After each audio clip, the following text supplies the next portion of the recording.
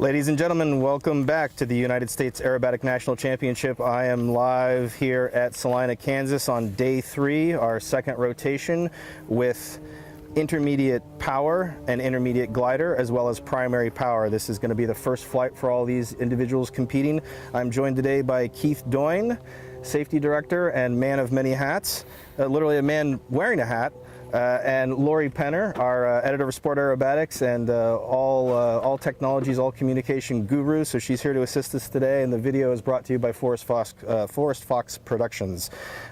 Keith, do you want to introduce yourself? Good afternoon. I'm Keith Doyne. I'm the safety director for the National Championships. I'm also chairperson of the safety committee for the IAC, and I'm also Chapter 58 president and compete in gliders, and in the past have competed in the power category, primary sportsman. And where's 58 based out of? Chapter 58 is based out of Harrisburg, PA, the Pennsylvania area for the East Coast folks. Great. So welcome to our East Coast friends. We're reaching people, friends, families, competitors, and volunteers here locally, but people from around the world. We know the eyes are on Salina, and we're really excited to be here today. The weather today is absolutely beautiful. There's a few clouds high. We've got 82 degrees, and field elevation is about 1250 with a density altitude of 3,000 feet. So that will play a little bit into people's consideration as they're planning their flights today. I want to take a moment real quick to talk about some of our sponsors as I pull up that list. But, you know, Keith, you were talking a little bit earlier about your flying in aerobatics. Can you tell us what you fly typically? Well, a while back I was getting some instruction, did a little bit of competing in Pitts S2B with a safety pilot, but more recently been done the Estrella Classic and the National Glider Championships down at the Arizona Soaring place in Estrella, Arizona, so that I've competed in gliders and also powered. Very cool. So for folks who may be catching up on what's going on these days with the IAC, this used to be the U.S. National Aerobatic Championships for gliders and power. That was separated, I think, 2 years ago, and it was met with quite a bit of success. Yes, we were able to increase glider participation and getting more folks at the advanced and unlimited levels, and also getting folks to be able to start, because Arizona Soaring is a glider operation and teach glider aerobatics. They have the tow planes and two-place aerobatic gliders available for folks to rent and use, which is fabulous. Yeah. To be able to get folks started into glider aerobatics. And that's on my to-do list. So I'm out of San Diego, California, and Estrella's not too far from me. The contest director, Shad Colson, is actually associated with that soaring group out there in Arizona. And so we're lucky to have him. He brings with him the contest and organizational experience from those events, and we're having a great time here in Salina. So as we see a tow plane taking off, and we've got, oh, we've begun. I didn't hear a whistle. Yes. Okay, so our first competitor is in the box. This is Sarah Arnold flying primary power. It looks like she's pulling for a loop now, or is that the half Cuban? It should be the half Cuban. She'll draw 45 and do a half roll upright. And next would be the loop.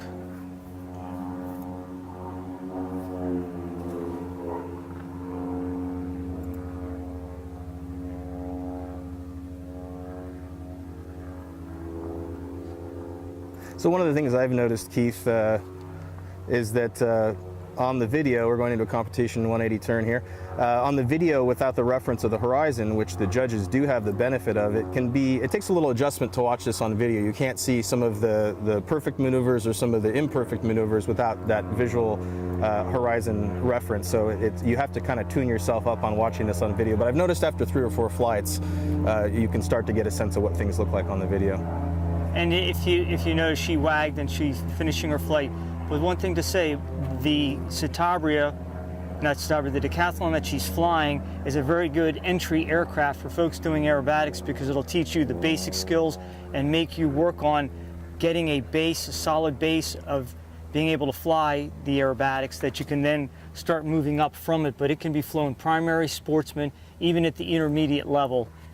Yes, and you may recognize that particular airplane, 8 Sierra Charlie. It's the Super Decathlon owned by Dick Swanson, competing in sportsman. He finished first yesterday after a really great flight, and I finished right behind him, but he's really sort of a teammate of mine. We did some training together, and I'm really happy with the flight he had yesterday. And Sarah's coming out for primary today.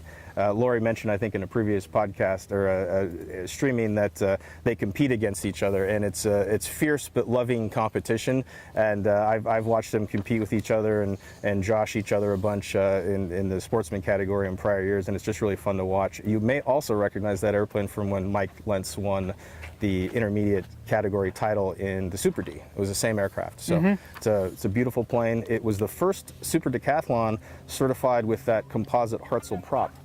Looks like we have another competitor coming into the box.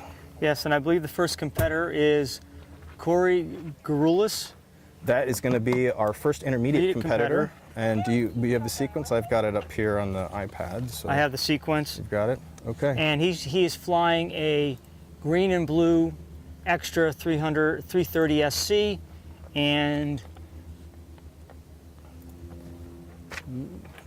we should be hearing him come in the box. We don't have a visual on him yet. This is a very bright airplane. I think it wins the award for the brightest airplane at the Nationals. It's got a I see him. Beautiful lime green. He's on base heading towards the box. Yeah, it looks like. Okay, Chief Judge is talking to Corey. Let's see if we can pick this up here. He's now circling past what would typically be an entry point, so it looks like he's going to make another lap. So you've already seen the 330 SC competing in unlimited and advanced power. It is the premier aircraft at the world level at this point, but people are flying it in different categories as they work on their aerobatic craft. You can see Corey circling around to the south now, and looks like he's setting up to enter. So I think when we have a brief moment here, we might be able to mention our two diamond sponsors, Extra Aircraft, and that's appropriate because Corey's flying an Extra, and MX Aircraft. So some real interesting innovation coming out of both of those Definitely. Companies. Yeah. And you will find the majority of the competitors this year at Nationals are flying some form of an Extra, whether it's a Extra 300, 300S, and the Extra 330 SC, or the new Extra NG that was introduced about a year or two ago.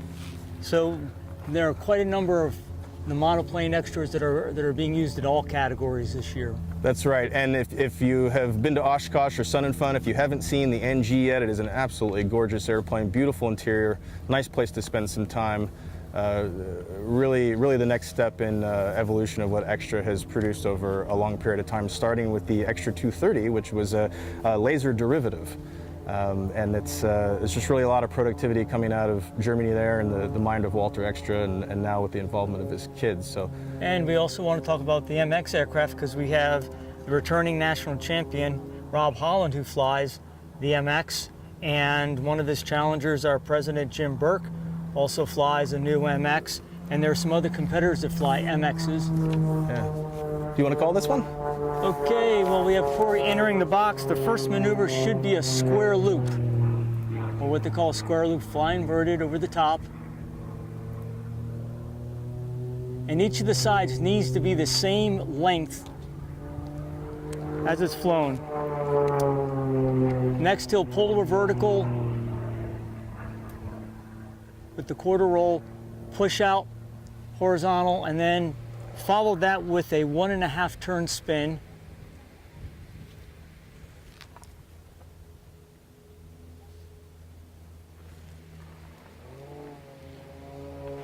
Followed by what we call it's a pull to the vertical, half loop,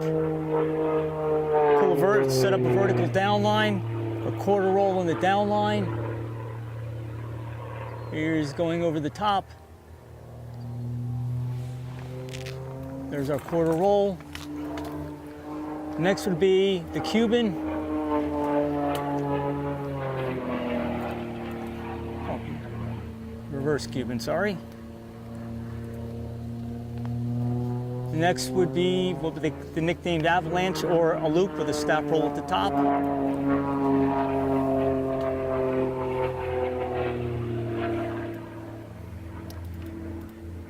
And for those to recognize that the pilots are trying to fly these maneuvers in a specific part of the box, because at the end of the sequence they will get a special grade for presentation, and they're trying to show the judges that they have command of not only the figures but how to present it and put it into the box as it is drawn. Yeah, that's right, Keith. Yeah, and we've actually increased the value of presentation score in the last year, so it means more now than it has in previous years. There's the outside turn for 180 degrees. 204 to upright.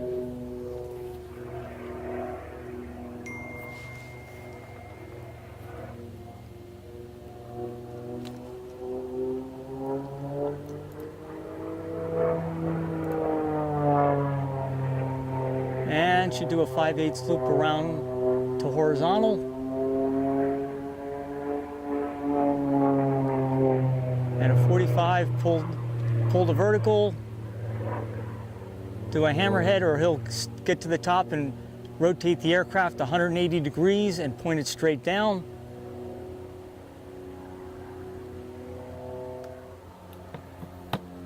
And pull out. The last maneuver is nicknamed the shark's tooth. Pull to vertical. Push over the top to a 45 down line. To a 4, go to level, should be a wing wag, and he's completed the sequence. So there's our first intermediate competitor. So just to wrap up what we were talking about before, thank you again to Extra and MX Aircraft, our diamond sponsors. We have a platinum level of sponsorship. Aura Aero is working on a new, we call it the Carbon Cap as a nickname, but it's a side-by-side aerobatic plane, and we're excited to see the development and what's going to occur with that aircraft. MT Propeller, you'll see many MT propellers here at US Nationals. Paraphernalia is a producer of parachutes, and you are required to have a parachute when flying aerobatics, and even though there are some limited circumstances in single-seaters where you don't need them, it's certainly a good idea. Oh, definitely. And a special thanks to Jerry and Peggy Ridinger. Peggy is serving in the capacity as chief judge in 2 different categories, and Jerry is himself a competitor in the extra NG and advanced category. And I believe he may be judging or assistant judging too. I think that's right. In other categories in the contest. Yeah. So it's not surprising that we wouldn't be able to function without our volunteers, but also the pilots who help fill in with other categories as judges, assistants, to be able to make this contest the great contest that it is. It takes everybody to work together to be able to pull this off. That's right. Yeah, it takes sponsors, it takes volunteers that are only here in a volunteer capacity, and pilot volunteers as well.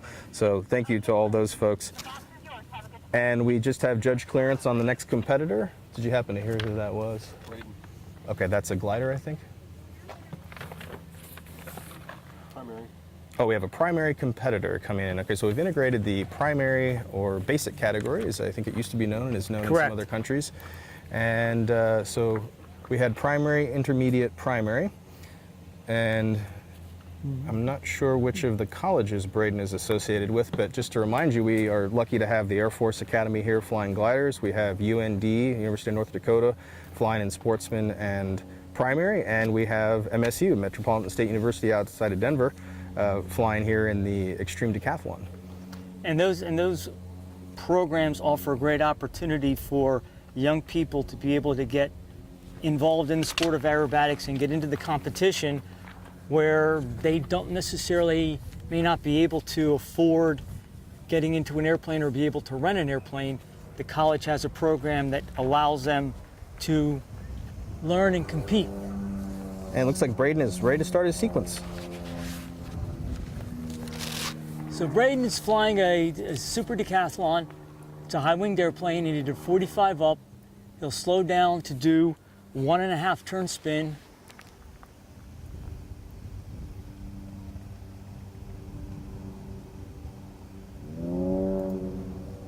And the next maneuver should be the half Cuban.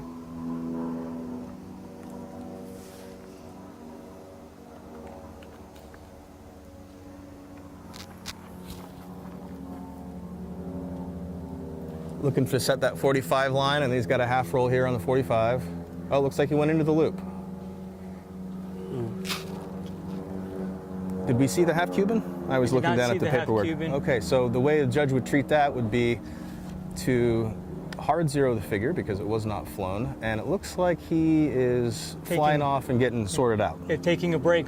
The one thing I'd like to note for our viewers, if you notice, the primary pilots fly at a higher level in terms of feet off the ground.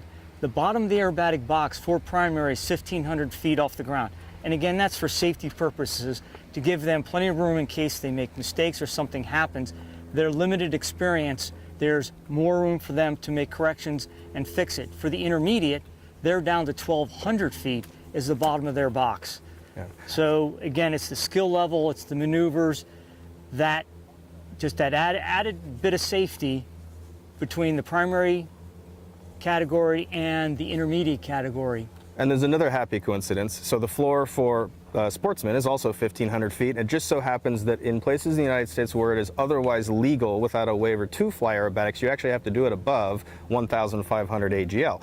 So you can go out and practice primary, you can go out and practice sportsmen, and higher is usually better, especially when you're getting started, but you can legally perform these sequences in otherwise legal areas to perform aerobatics. When you get into intermediate, advanced, and unlimited, you're starting to talk about special airspace, and you need waivers of the federal aviation regulations and special boxes in which to practice. So it's a happy coincidence that you can go out and learn these sort of beginning categories and not have to worry too much about airspace. And it's not uncommon for a lot of folks when they're first starting out that they're practicing or learning the aerobatics not at 1,500 feet, but they're 3,000 feet above the ground again. So as they're learning and they make a mistake, that there's plenty of altitude and time and space to recover, and that they learn. Such as what happened with me practicing a loop. My instructor let me go. I didn't pull enough to get it over the top correctly, and I just kept going up and up until ran out of airspeed. The airplane stalled, spun, I corrected, pulled out, and I learned, okay, you've got to flying the maneuver, but being up at higher altitudes, you afford yourself the space to be able to make a mistake and have plenty of altitude to recover. That's right. From that mistake. Yeah, and actually this is an interesting point, which I'll hopefully get in before the next maneuver, and that is, you know, some people think this is stunt flying or it's daredevil stuff.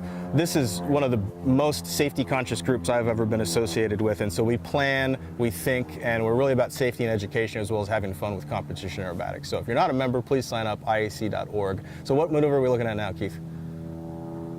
Looks like he's flown the loop.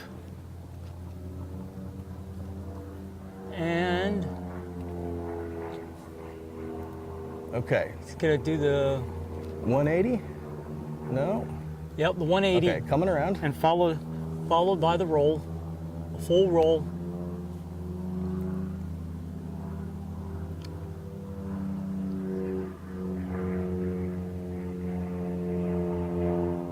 Nice roll. Just note to some of our viewers that may not have watched previously, the way people are scored, each of the figures has a difficulty level or a K value. The judges have criteria for each family of figures, and you start out with a perfect score, and they deduct from that score, and that's the score for the figure, and the total points you get for each figure is difficulty times the grade, gives you the points. They add up all the points, plus presentation score, and that's the score you get for the flight. So it's not enough for just willy-nilly flying around just trying to show off. It's a precision aerobatics. We're trying to perform the perfect maneuver in the right space of the aerobatic box to show the judges we're in complete command of the aircraft and we know what we're doing. That's right. And so the example I like to use is either a full roll or a loop. They're both worth 10K, but you can get a 0 to 10 on that. So let's say you did a 10 on a 10K maneuver, now you have 100 points. Or if you got an 8.5, you had 85 points. So that's how the scoring works.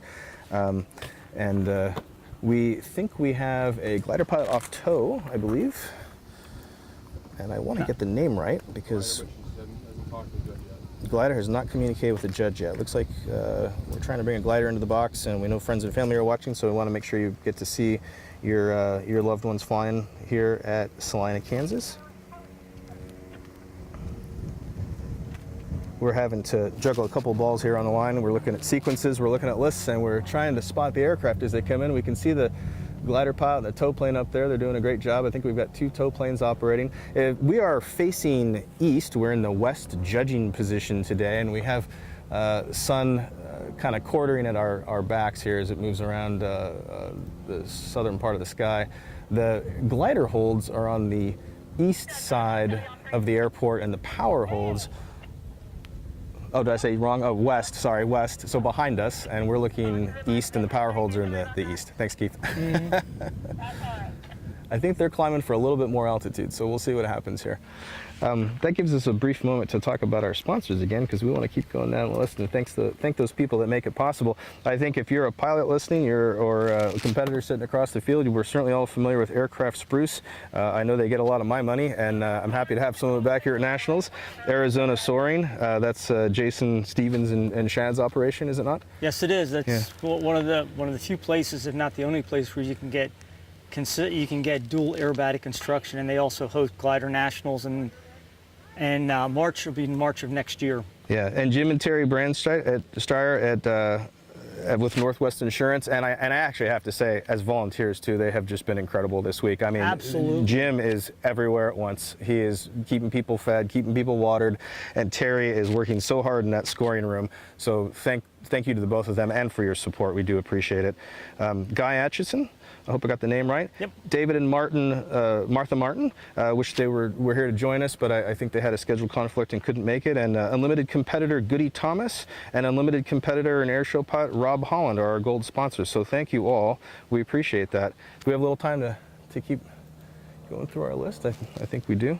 Justin Wright of Full Stop Aviation. Jason Stevens, there's that name again. I remember at the U.S. Nationals back in, I want to say 9 or 10, Jason was the winner of the 4-minute free. The gliders compete in the 4-minute free with the power category, and his performance had everybody spellbound, and by everybody I mean the Unlimited pilots as well. It was just a beautiful lyrical presentation, and it actually played at the dinner banquet that night, and people just went wild. It was a really fabulous performance. We haven't seen Jason here at Nationals in a few years, but he did fly the glider Nationals this past winter, I believe.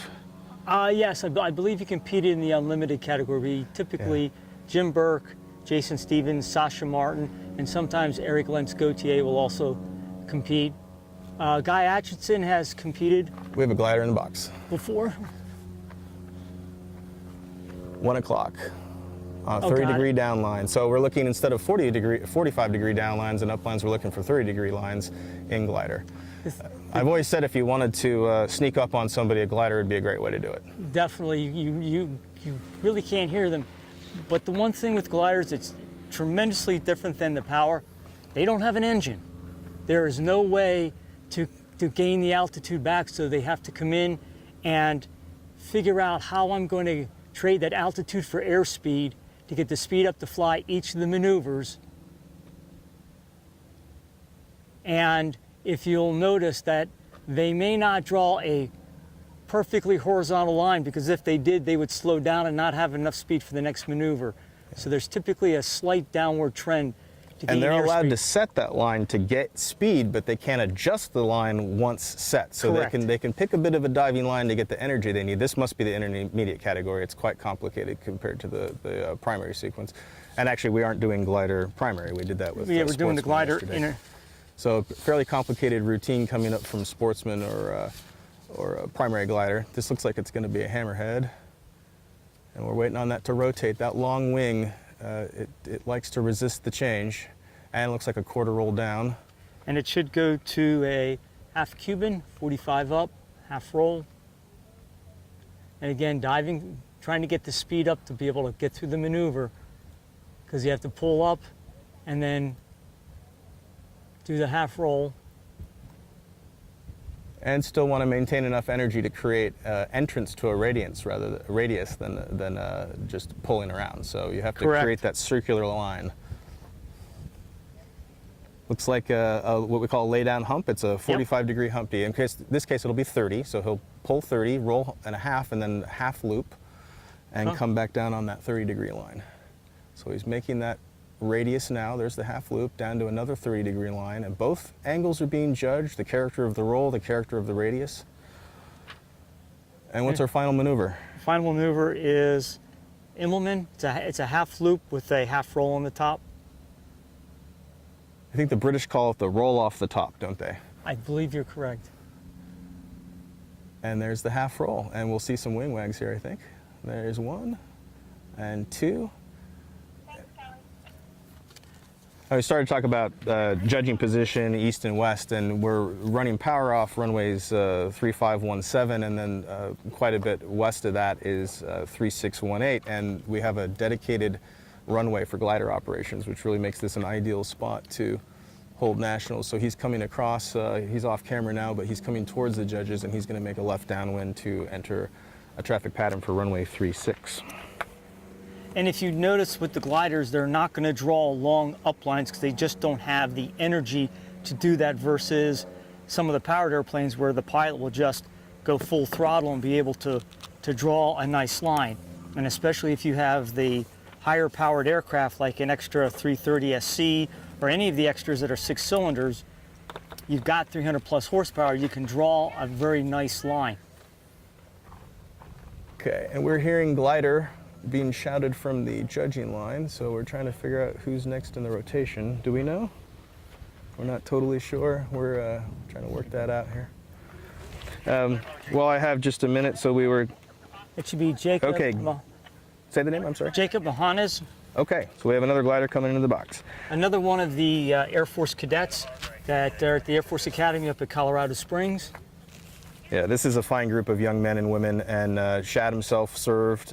We have Mark Maticoli as one of our chief judges, who's also done a lot of work in the glider area, and they keep their operations tight, and they are our future. They're doing a great job.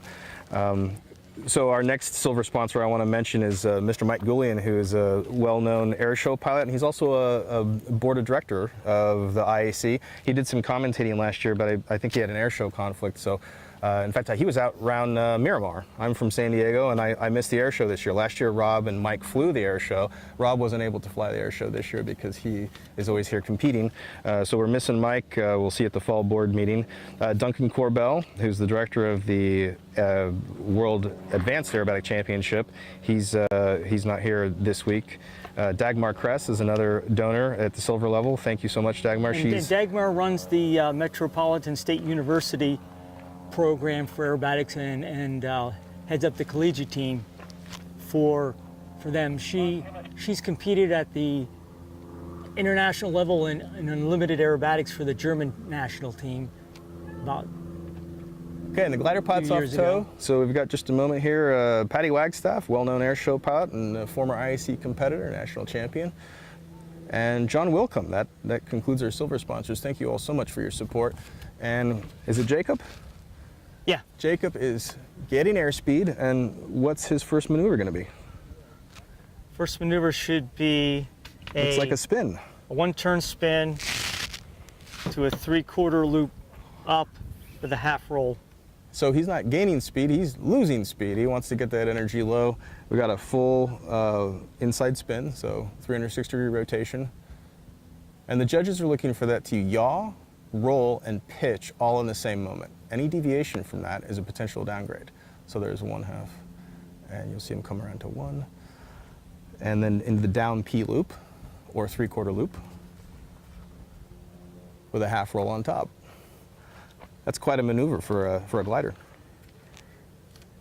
Well, you have to understand, for aerobatic gliders, the DG 1000 or 1001 that they fly is a good aerobatic glider, but it's not something that is flown at an international competition versus the Fox glider that is flown at the Advanced Glider, and then or the Swift S1, which is usually flown at the World Glider Aerobatic Championships. So they have their work cut out for them to get through this sequence with the glider.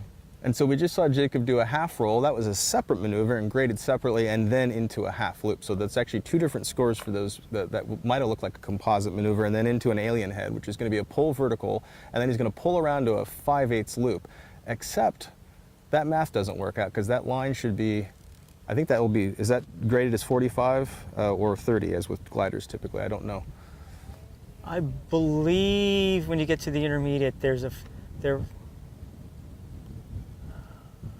think it's 45 line, but it looks like it's the way it's drawn. Yeah, it's drawn as 45. We're not sure on the judging criteria there, so we apologize. We had a reverse wedge there, so that was a pull 30, half roll, pull down to the vertical, and on the down line we saw a quarter roll, and then he's going to pull up into a hammerhead with nothing up. He'll make that pivot, and then he's going to make a quarter roll down to exit to our right on the down line after that hammerhead. So let's watch the hammerhead. Let's enjoy the pivot. And if you notice, he didn't draw much of an upline because he really didn't have a lot of speed. It bleeds off speed pretty quick. And there's the quarter roll. Come out.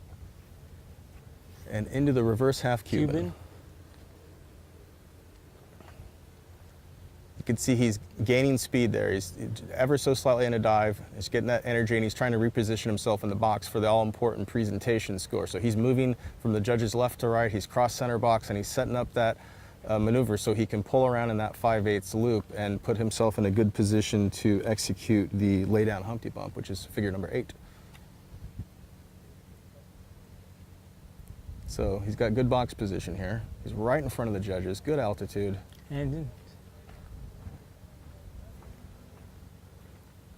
And doing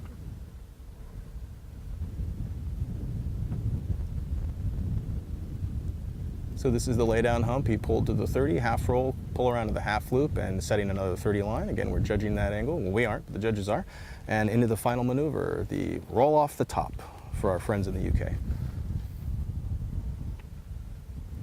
He really pulled that around, didn't he? Yeah, you have to, because when you get the top half of the loop, you're going to be at a much slower speed, and you have to have enough speed to be able to do that half roll. Yeah.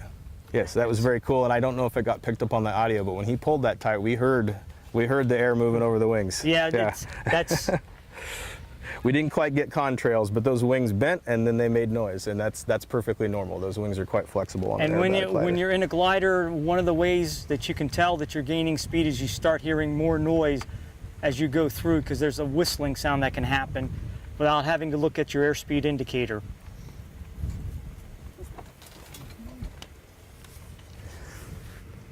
So moving on to our bronze sponsors as we set up for the next competitor end of the box. I think we may have a power.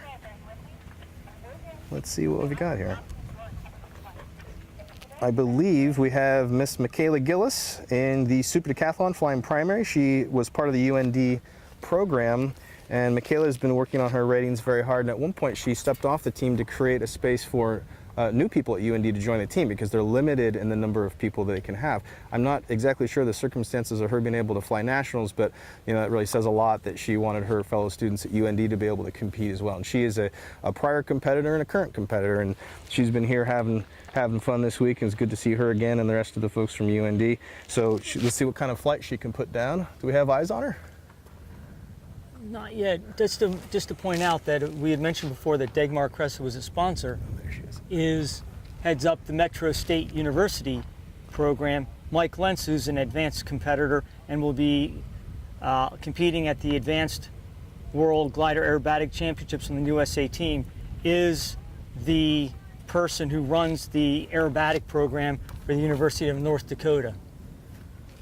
And Michaela is setting up on what we would call a base leg entry. So for those of you that are pilots, you're familiar with that. The final would be perpendicular, in this case, to the judges. There is such thing as a direct entry, which would be a y-axis entry.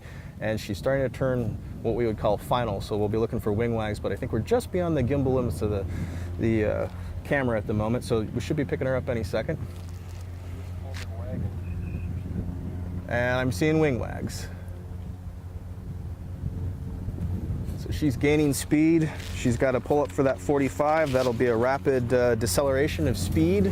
You can hear that little surge in the prop. We also have a glider on tow taking off in the background, so that's maybe masking some of Michaela's sound that she's making. Should pull right about here, center box, so that was just perfect. And set the 45-degree line. The judges are looking at that angle. She needs to push off with just enough airspeed to transition into the spin, which in this case is a 1 1/2 turn spin.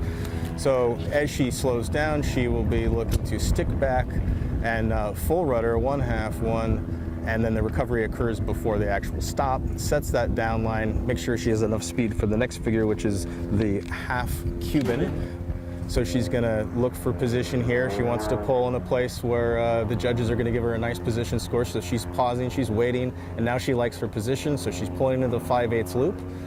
Gotta get that radius tight, have energy on top. Looking for that 45 line, set the line, pause, roll, and set a line after because the roll needs to be centered and out to level and have enough airspeed for the loop. So now we're into a loop, 360 degrees of pitch. She's pulling, that's a lot of G down there at the bottom, and then she's got to float the top just a little bit and have enough energy to come across and try to create the most circular loop possible. So typically judges grade into the competition 180 turn, typically judges grade a loop based on its quarters. And you can tell things about the character of a loop by the amount of G and the amount of pitch rate. So if you see a pitch rate in the first or second quarter, looking for the slow roll here, you can almost predict problems, but you only judge them once you see the problem. So there she goes through the inverted position and around to level, and that is the end of Michaela's first flight. There's your wing wag. So Jeff Granger mentioned in a prior session that these rolls are called slow rolls, but they're not necessarily slow in the aerobatic airplanes that we have today, but they are contrasted with a snap roll because in very early aviation there simply was not enough aileron authority, nor were there inverted systems to carry the airplane all the way around in 360 degrees of pure roll. So the fast roll, if you will, was the snap roll, which is a type of auto-rotational maneuver where you stall the aircraft or bring it to the edge of the stall and then use the rudder to change the angle of incidence on the wing, and you can get a very rapid roll rate. So my Pitts, for example, it can snap in roll, if you will, faster than it can do it with ailerons. With the hyper, super duper unlimited monoplanes of the day, they can roll faster than they can snap roll. So that is why you need to see that pitching characteristic. But if you watch an S1 do a snap roll at its full speed, you don't necessarily need to show pitch because the roll is far in excess of what you could ever get with the ailerons. But that's why it's called a slow roll, and it was appropriately named in 1920, 1930, but it's a little bit of a misnomer now. And you'll also, with some of those slow rolls, you'll find out that you can have a 2-point roll where you go 180 degrees and then you go the remaining 180, or you can do a 4-point roll.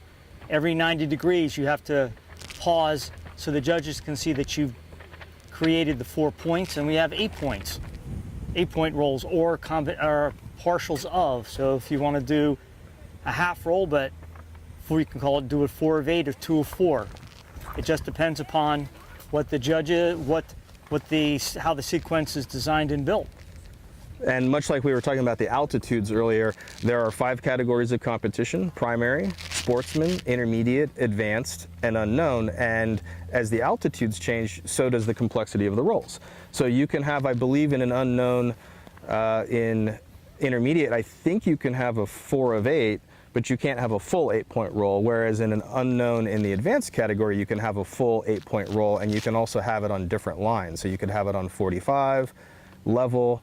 I don't think they can do an 8-point roll on a vertical. And so the system is designed to increase the complexity and test the mettle of the pilots as they move through the category system. And as in one of the options that, or one of the flights that the pilots in the sportsman, intermediate, advanced, and unlimited levels they can create a free sequence. That is, they design it themselves, meeting the rules within the IAC, and that they can be creative, but they can make it as difficult or as easy as they want. So for some airplanes, like the monoplanes, you'll see multiple rolls because it rolls so easy. It's a very fast rolling airplane. You don't have to work the rudders and so forth as hard as you would in a super decathlon, but it's harder to snap roll. Yeah, and so they work to the strengths of the airplane and to the strengths of the pilot in the free sequence. And so that's where you can really show the the pilot ability and the airplane ability in those free sequences. But as you were saying, Phil, when you get to those levels, it's a complexity. It's not just a roll. It's a roll. You may do a half roll one way, and then you're going to immediately do a 1.5 the other way. And for advanced and unlimited competitors, that's a common occurrence. Yeah, and so you raise an interesting point, Keith, and I think, so we're doing the known sequence today, but I believe we have the intermediate freestyle set for Thursday, and there's quite a broad diversity of aircraft flying in intermediate. So if you tune in for the intermediate freestyle, I think you will see exactly what Keith is talking about. You will see 150 horsepower Decathlon designing a sequence best suited to that aircraft. And then we also have a couple 330 SCs, which really don't have any functional limit on what they can do. So they may have some very rapid rolls where they think they can earn points in the free, but the 150 horsepower Decathlon may decide that they can do some radius work or a half snap better than they can a double roll, for example, because that might take up too much energy for them. So I think you'll see some diversity and creativity in the freestyle flying, particularly well illustrated in their intermediate category. But I think you would agree it still comes down to practice, practice, practice, and getting critiquing and judging. But the people that typically do well have practiced and critiqued and know how to fly their aircraft and fly the sequences that they're using and fly it very well. That's right. Yeah, repetition and burning a lot of fuel, but doing it effectively with proper instruction and later proper coaching. So for sure. Corey had a flat tire on landing, so no, he's okay. Everything's cool, just mechanical, and so their runway's shut down when they get a plane towed off the runway. Okay. So we're standing down on power for a little bit, and they're going to try and go through a bunch of gliders quick. Okay, so we're still alive though? Yep. Okay, so we've just had a slight shuffle to the power categories, so they're just taking care of some logistics over there, and it looks like we're going to be slotting in gliders as quickly as we can. Well, this gives us an opportunity to talk about a couple of really exciting things. I'm really thrilled to be talking about these categories today because up to this point, you could be first place in primary power, and last year the IAC board decided that it needed the recognition of a national champion. So we had national champions in the top 4 categories, but not a national champion in the primary category. So we will be crowning during this national championship the first primary national champion of the IAC for the United States. And then the other exciting thing that's going on in intermediate is not only do we have a great group of people that have been practicing and competing very hard this year, and I'm very excited to see the flying come out in intermediate, but we have a defending national champion and we have other people clipping at his heels. So it's going to be a very dynamic category. We're going to see some good flying in the intermediate class. So there's a lot to look forward to this week. Yeah, and the other thing to add on to what you were saying was that we have a lot of excellent competitors, but just because you have and own an expensive monoplane doesn't mean you're guaranteed to win, because 2 or 3 years ago, maybe 4 years ago, Michael Lentz, who flies advanced, was the intermediate national champion flying a Decathlon.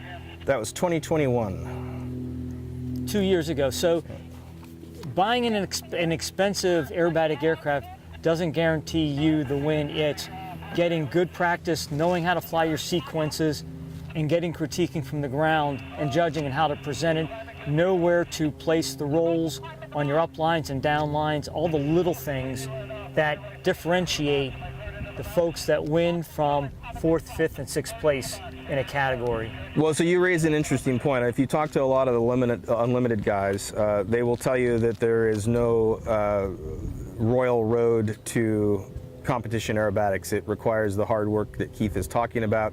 And in terms of airframes, many of the unlimited guys and gals started in a super decathlon, and it is hard to get the fine points of a roll and some of those figures down, and you really have to work hard inside that. It sounds like we have intermediate power coming in. Is that what I heard? Okay, so we're going to check on that. I believe that's Peter Nassar or Nasser, and but you can then move into intermediate type airplanes like maybe some of the lower performance extras, Pitzes, and then graduate to that high performance monoplane. And jumping right into it, you see a lot more difficulty in sort of the refinement. Yep. Where the dues have not been paid. So there's a lot of work to do, but it's a fun journey. And I think Peter's flying an extra in the intermediate He category. is. He's flying the 50th 330 SC. So that was brought into the country, and Foster Bachschmidt owned it, and then Sean Bradigan had it, and I believe he sold it to Peter. But I don't think he's had the airplane very long. You mind if I call this one? Be my guest. I think we can alternate the intermediates. One of my favorite categories.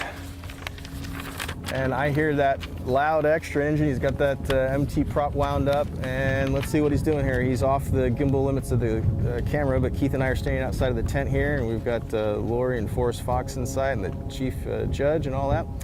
And he's just circling here. Looks like he's going to get a little bit more altitude before he comes in.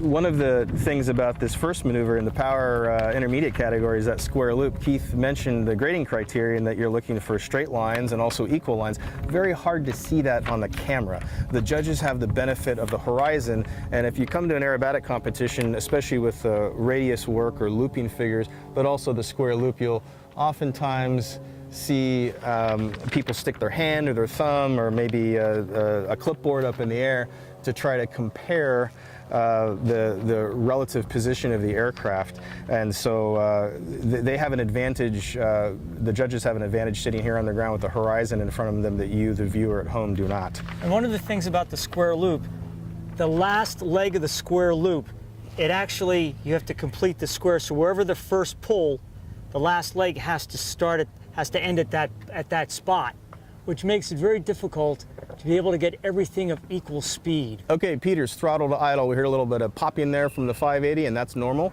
3 wing wags to indicate he's ready to go, and he's going to be right here at the bottom of the box at 1,200 feet into the square loop. He's going to set his position and pull to the vertical. And we're waiting on him to pull for figure number 1. This may be a fly through of the box. Okay, he's wagging out. They don't have to do that, but they can. You can just fly through without wagging out. So he did not like his box position. So he's coming around behind the judges. He's off camera, I think, at the moment, and looking for altitude. So we're going to see him reset up for that first square loop maneuver. It looked like it was going to be a very dramatic, high dynamic start, and we're going to have to wait for it. So he'll try to reset his position where he wants it. And one thing to note, you can hear the powered airplanes, but the gliders, we had to hear with the chief judge letting the other judges know that the glider was off tow and was about to enter, because you don't have that noise like you do with the powered airplane. So it's much easier to tell, and especially with the bigger 6-cylinder motors, you know when they're coming into the box, because it's typically with a lot of power applied to get the speed up to fly the maneuver. Yeah, and we have a quick weather update for you while Peter repositions. The chief judge is watching him in the sky, making sure she can call him in and make sure everything's looking good so that the judges can get a score on that first figure. But quick weather update here. We're up 4 more degrees, 86 degrees, and we've got wind at 030 at 9. But the interesting thing is the wind's aloft. So at 3,225 at 1 and at 6,256, almost directly off judge at 17 knots. So as they're moving through that air, there may be a little bit of choppiness because of that direction change, and there also may be some forces pushing them off judge. So here we go, wagging in again, figure number 1, the square loop, intermediate power. This is our second competitor, and Peter pulls to the vertical. He's going to set this line, and this is the length of line that will define the rest of the square, the character of the square. Now, this is one of those aerobatic figures. If you're sitting at home and you're thinking about learning a square loop, you will not figure this on your own. You have to have somebody on the ground tell you what is square, because of wind, because of timing, because of speed. So he's finished with the square loop, and he's into a pull to the vertical with a quarter roll and push off to level. We're guessing he'll take this away from the judges, and he does, into a 1.5 turn spin. So that's the end of figure 2. There's going to be a grade applied for those first 2 maneuvers, and into a left turn spin. There's 1.5 and 1, and he'll come out our direction. Sets that vertical down line, that's also graded. And he's setting up with enough airspeed to pull for figure number 4, which is a Humpty Bump. There's nothing on this up line. He'll connect the 2 vertical lines of the Humpty Bump with an inside loop. He needs to come gentle off the line so that he can maintain the radius and close the top. If you can cap high or cap low, and that's a grading criteria. and we got the quarter roll down, exit to our right, into figure number 5, which is a reverse half Cuban. So he's setting up for position. He liked where he was, and he set for that 45 half roll and into the 5/8 loop. So now we're going to look for some good radius work. And he's coming around to exit to our left to complete figure 5, and he's got to have enough airspeed to go into a loop with a snap roll on top. So this will be a relatively hard pull into the half loop, and maybe about 15 degrees before he reaches the inverted, he's going to pull back on that stick, kick full rudder, and unload that stick so he can get it to whip around and continue the radius down. That needs to be round, the snap needs to be dynamic, there shouldn't be any wobbling. Those are just some of the grading criteria. And into figure 7, which is a half loop up with a 2-point roll on top.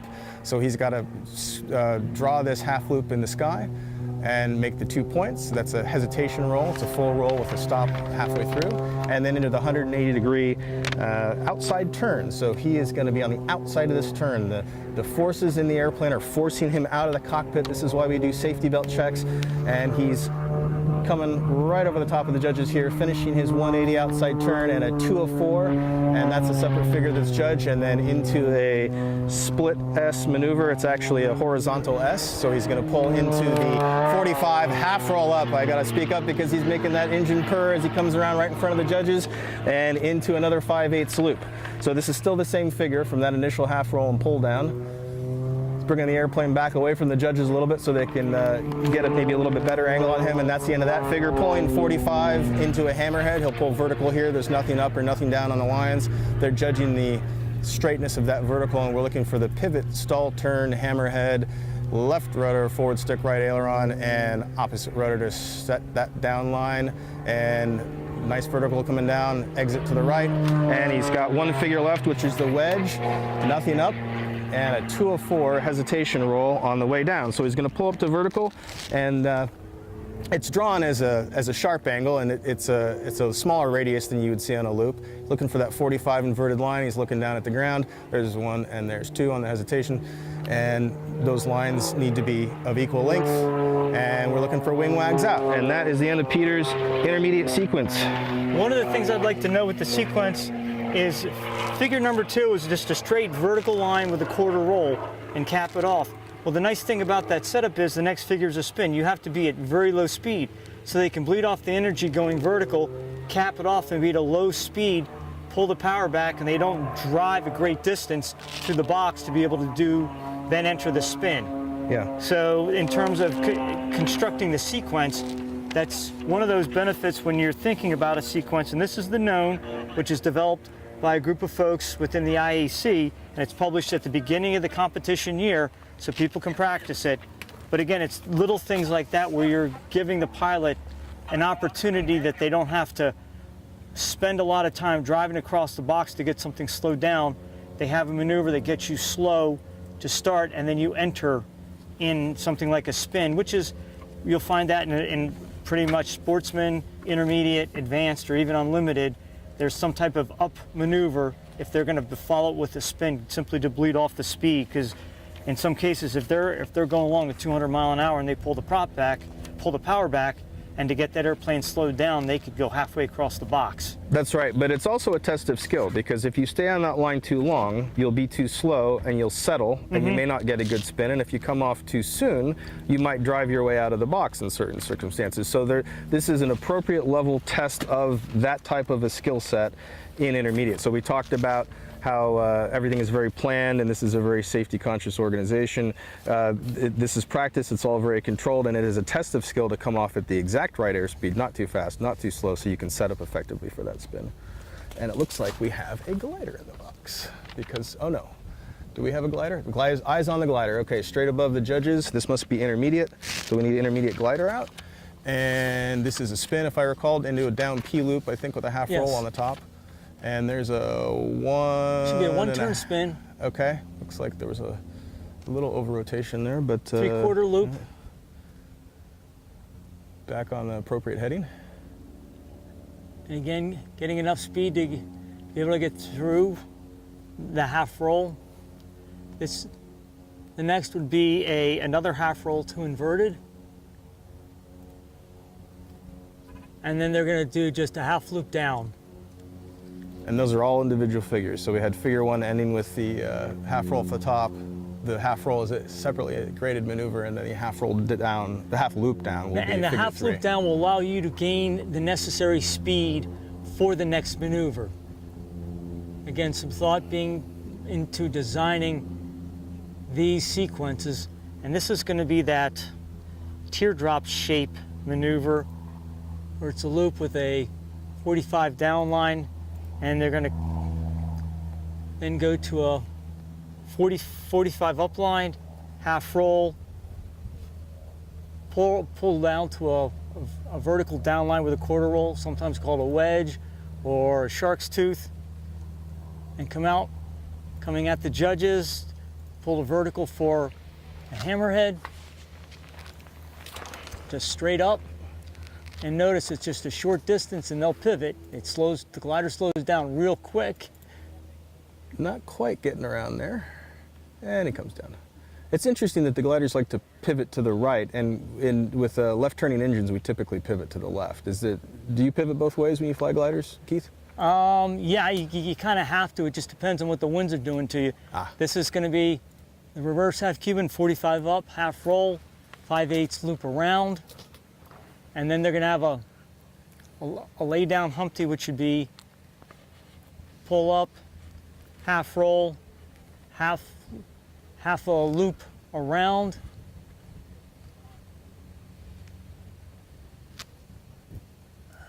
Okay. And then gain your speed for the last maneuver, which is a half a loop with a capped off at the top with a half roll. We're getting some good camera work. Keith and I were standing out from under the tent watching, but in this blue sky, that white glider is hard to see, but the screen looks amazing. You can really get a good visual at home there, and I'm enjoying the screen at the moment. You see that nice US Air Force logo and the letters on the bottom.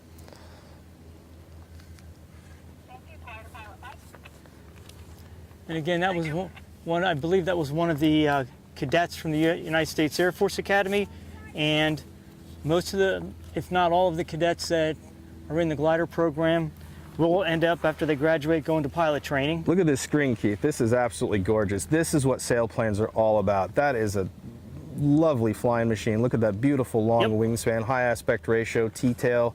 Got the Air Force logo on there. That just looks amazing. I mean, that is graceful flying at its height. That's the symphony of the skies right there. Even though they can sneak up on you, it's the symphony of the skies. And if you notice, the design of a sailplane is going to be long, thin wings, long, sleek fuselage, whereas with powered aircraft, you make up some of that shorter wings, stiffer, and a large engine, and you can make up the difference. You don't need to have the wind or somebody pull you up to altitude. You've got your own capabilities with a good engine and prop. I think you can see in that shot that Forrest just took some of the characteristics and grace that made Steven's 4-minute free so amazing, because when you can really work those machines, well, they're not machines as such, they're not mechanical machines in that way, they just have a grace and beauty that the power airplanes don't always capture in the same way. It looks like we have another primary competitor, unless this is our 150 horsepower Decathlon coming in. So let's check our list.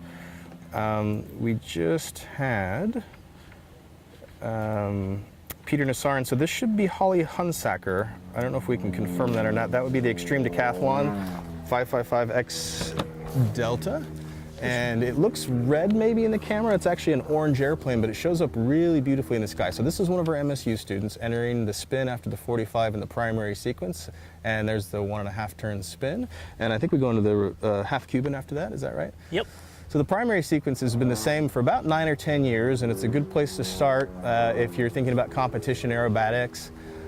Working that radius there into the 5/8 loop. She's going to set the 45 down line from the inverted here and pause and roll, and now she needs to make that line of equal length, so pause and pull, and make sure she has enough airspeed for that loop. So once again, we're looking for the roundness of the loop. We get high G at the bottom, need to float the top, try to maintain that energy over the top, keep that radius circular. The wind can manipulate the loop a little bit, so that's a skill that you typically pick up a little bit later in your aerobatic career.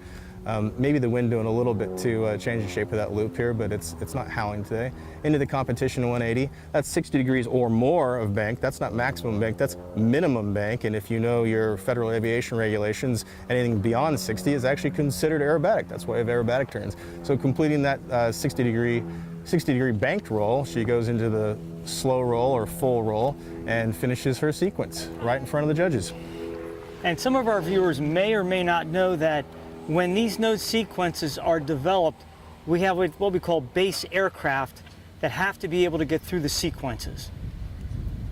Because we expect certain aircraft to fly in certain categories. So the folks that create these, there are people that go up and fly them to make sure that folks in a decathlon can get through a primary known sequence, a sportsman known sequence, and an intermediate known sequence. Folks in a pits can do up through advanced and so forth, so that we're not creating sequences that people can't fly in aircraft that you would expect to see in a given category. Yeah. And so we just heard the chief judge called glider, so we're going to have another glider competitor in here in just a little bit. And Keith reminds me that given that it is Tuesday, September 26th, if you're listening to this and you're an IAC member, there are 4, count them, 1, 2, 3, 4 days left to comment on the rule change proposals for this year that will be handled at the fall board meeting on November 17th and the proposed sequences for 2024. And I have gone out and flown the proposed intermediate sequence, and I love it. I think it's great. It's a lot of fun, and I looked at the sportsman sequence. We're not going to change primary this year, and I'm not going to dabble with advanced and unlimited. I'm going to let someone else worry about that. But if you have comments, concerns, questions, you think you see a problem, or you want to have your voice heard at the board meeting, please send those comments to the rules committee and I think the appropriate sequence chair, which is Rob Holland. Yes. And we want to hear from the membership, because this is a member-based organization. We want your feedback, we want your input, and we want you here at the sport, and we want you here at United States Nationals. We were just talking to Shad on the way over about how good he feels about future contests and participation. We tried some different things this year at Nationals with some social events, and I think everyone's having a really good time. We certainly had a little challenging weather during the practice days, but then it all cleared up and it's been great. So I've been really thrilled with the weather so far. Yes, it has. Minus Saturday morning. Yes, but again, this is an organization of the people. If you want something different or better, you believe is better, speak up, respond to the proposals. And I think there were 43 or 46 rule change proposals. Over 40. Yeah. That may seem a lot, but you don't have to answer to all of them. You can answer, respond to one. Just the ones that you're concerned about, that's fine. Yes. Yeah. And I can tell you, I'm on the board, and I can tell you a bunch of other members of the board, we're going to read those comments, and we're going to take them into consideration as we carefully evaluate this proposal. So we got another intermediate glider coming into the box. And do we have a C form for this? We do. Yes, we do. There we go. That'll make our lives a little bit easier. So he's slowing down for that spin. You want to call that one? Sure. Slow down for a one-turn spin.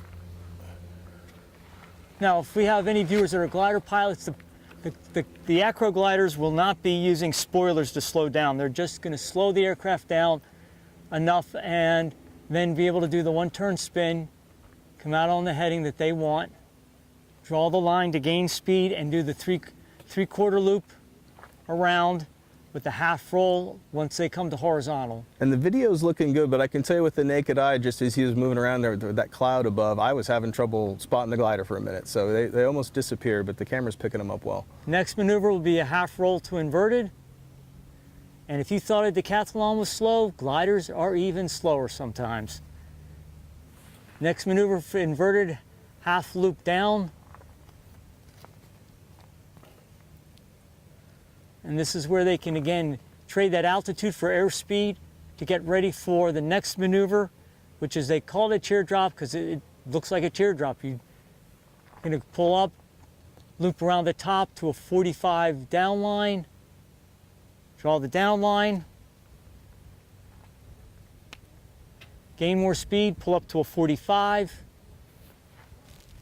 half roll, pull down, pull to a vertical down line, quarter roll, pull out, gain your speed, pull up to do a hammerhead or climb, and then do your pivot. That is noticeably moving backwards. That's not something you typically see in powered airplanes. Correct. And now we're going to see the reverse half Cuban, I believe. Pull to a 45, half roll, and 5/8 loop around. And again, diving for speed, but also positioning in the box. And if you just heard, you might have heard a little bit of noise. That was the glider. That's the speed.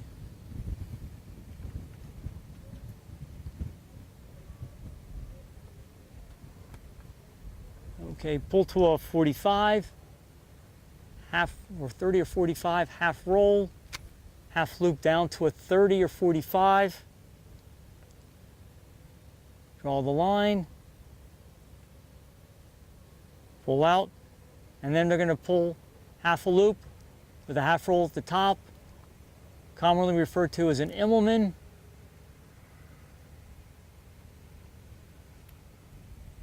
And that should be the end of the sequence. There's your wing wag.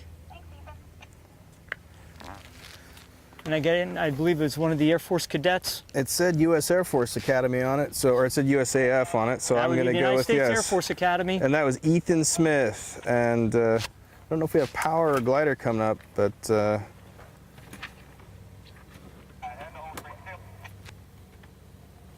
we're checking now for you. And if it's powered, it would be another primary candidate competitor. It's a UND student. I saw the JR in that. So if it's power, it's UND. If not, it's Air Force glider. Okay. So, Devin. Okay, I believe that's JR, right? Let's see who Devin is. Devin is not on the glider list. Ergo, Devin Graves entering the box shortly from the UND program. And I actually think Mike Lentz is safetying today. Saw him with his parachute and helmet before we headed out to the west side here. Do you have eyes on him yet, Keith? Not yet. Okay. Well, that's a happy coincidence because it allows me to quickly go through our bronze sponsor. We're missing Bob Freeman this year. He's one of our bronze sponsors. Craig Gifford here is on the judging line, also an unlimited competitor. Got some good flights in so far. And look at that, Gordon and Lori Penner. Gordon is unfortunately not here, but his better half, Lori, is sitting right next to me, managing some of the media and the video feeds here. So thank you for your contribution. Pat Costello of Costello Insurance, Jeff Garabati, hope I got the name right, and Judy Phelps of CP Aviation. So once again, hello to the folks out there in Santa Paula.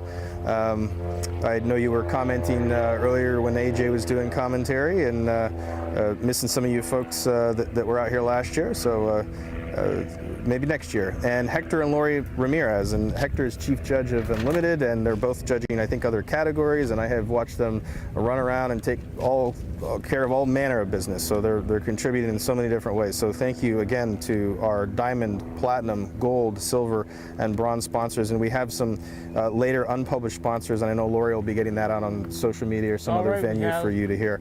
We've got a whistle, and that's especially effective. Decathlon in the box. Decathlon's in the box. So pull to the 45 already for the primary sequence. And it's going to set up for a 1.5 turn spin. He's pushed to the deck angle he wants for that spin, slowing the aircraft down, stick back left rudder. And as he comes around, setting up for the recovery right rudder, setting the down line, getting the speed he needs for the half reverse Cuban. Sorry, that's a half Cuban. So we're going to go into the 5/8 loop, setting up for box position. He's being patient, taking his time, maintaining his speed. I'm guessing he'll pull about right here. Yep, there he goes. And into the 5/8 loop. Got to work that radius, come off with just enough energy to set a nice hard 45-degree down line. Pause, roll, give that line on the backside, and make sure he has enough speed for the loop. So here he goes. He's just about center box. Everybody thumbs are on the sky, looking for the circularity. Well, that's not a word, but we'll make it one. Circularity of that loop. He's a little bit slow on top there, but you can see that shape there, I hope, with the camera. We've got the ground reference, so it's a little bit easier for us to see. Comes around and sets up for the 180 competition turn. Again, 60 degrees of bank or more. The roll is set before the nose moves, and as he finishes the roll on point, you'll see him stop and then roll out. So it's not a blended turn. A blended turn is a downgrade, and it's a little different than we're taught how to fly in our private pilot and our commercial training. So then he goes into the full roll, 360 degrees of roll about the longitudinal axis to finish the sequence there, and he gives us his wing wags out. Nice position there right in front of the judges, finishing that roll. So he's thinking about presentation, and that's part of the score too.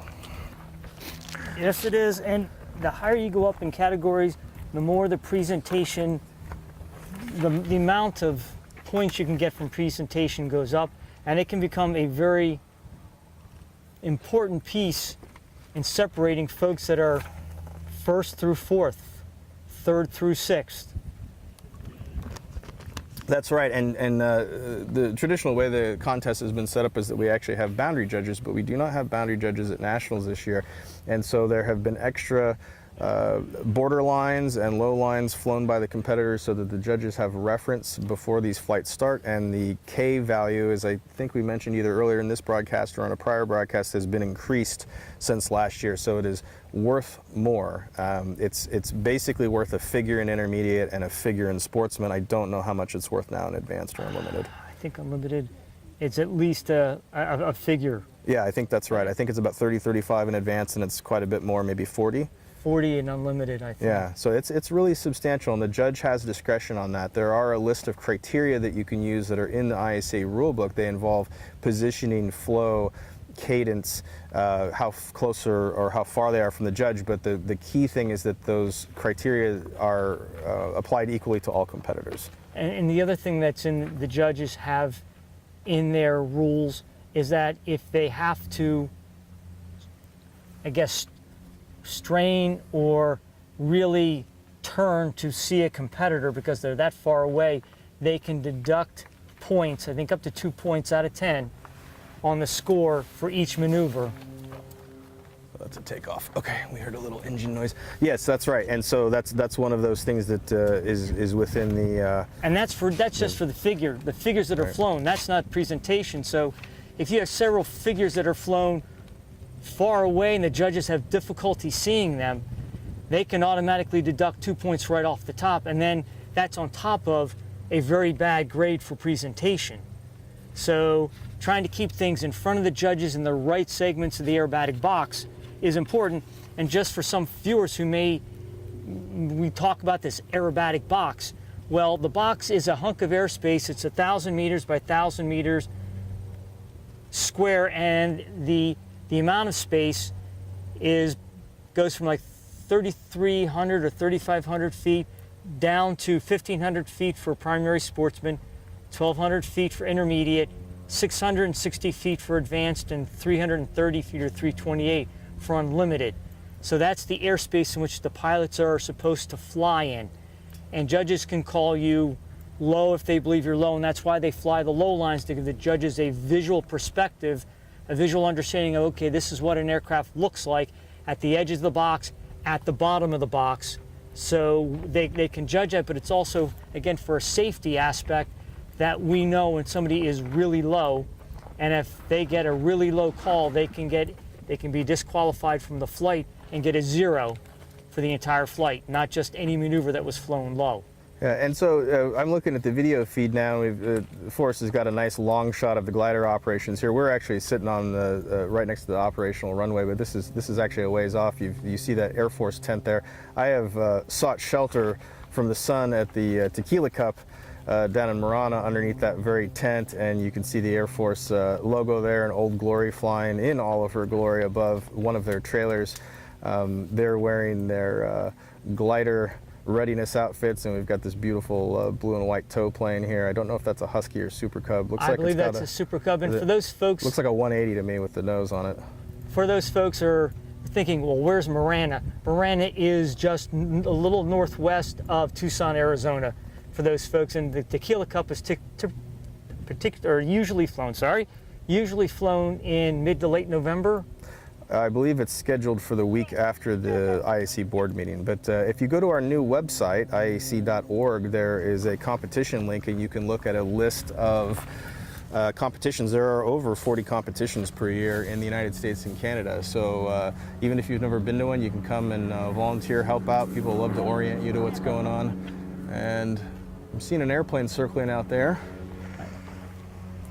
We're going to try to figure out who that is for you. Well, if you hear the noise of an airplane, there's the tow plane taking off, so we know we'll have another glider competitor in our near future.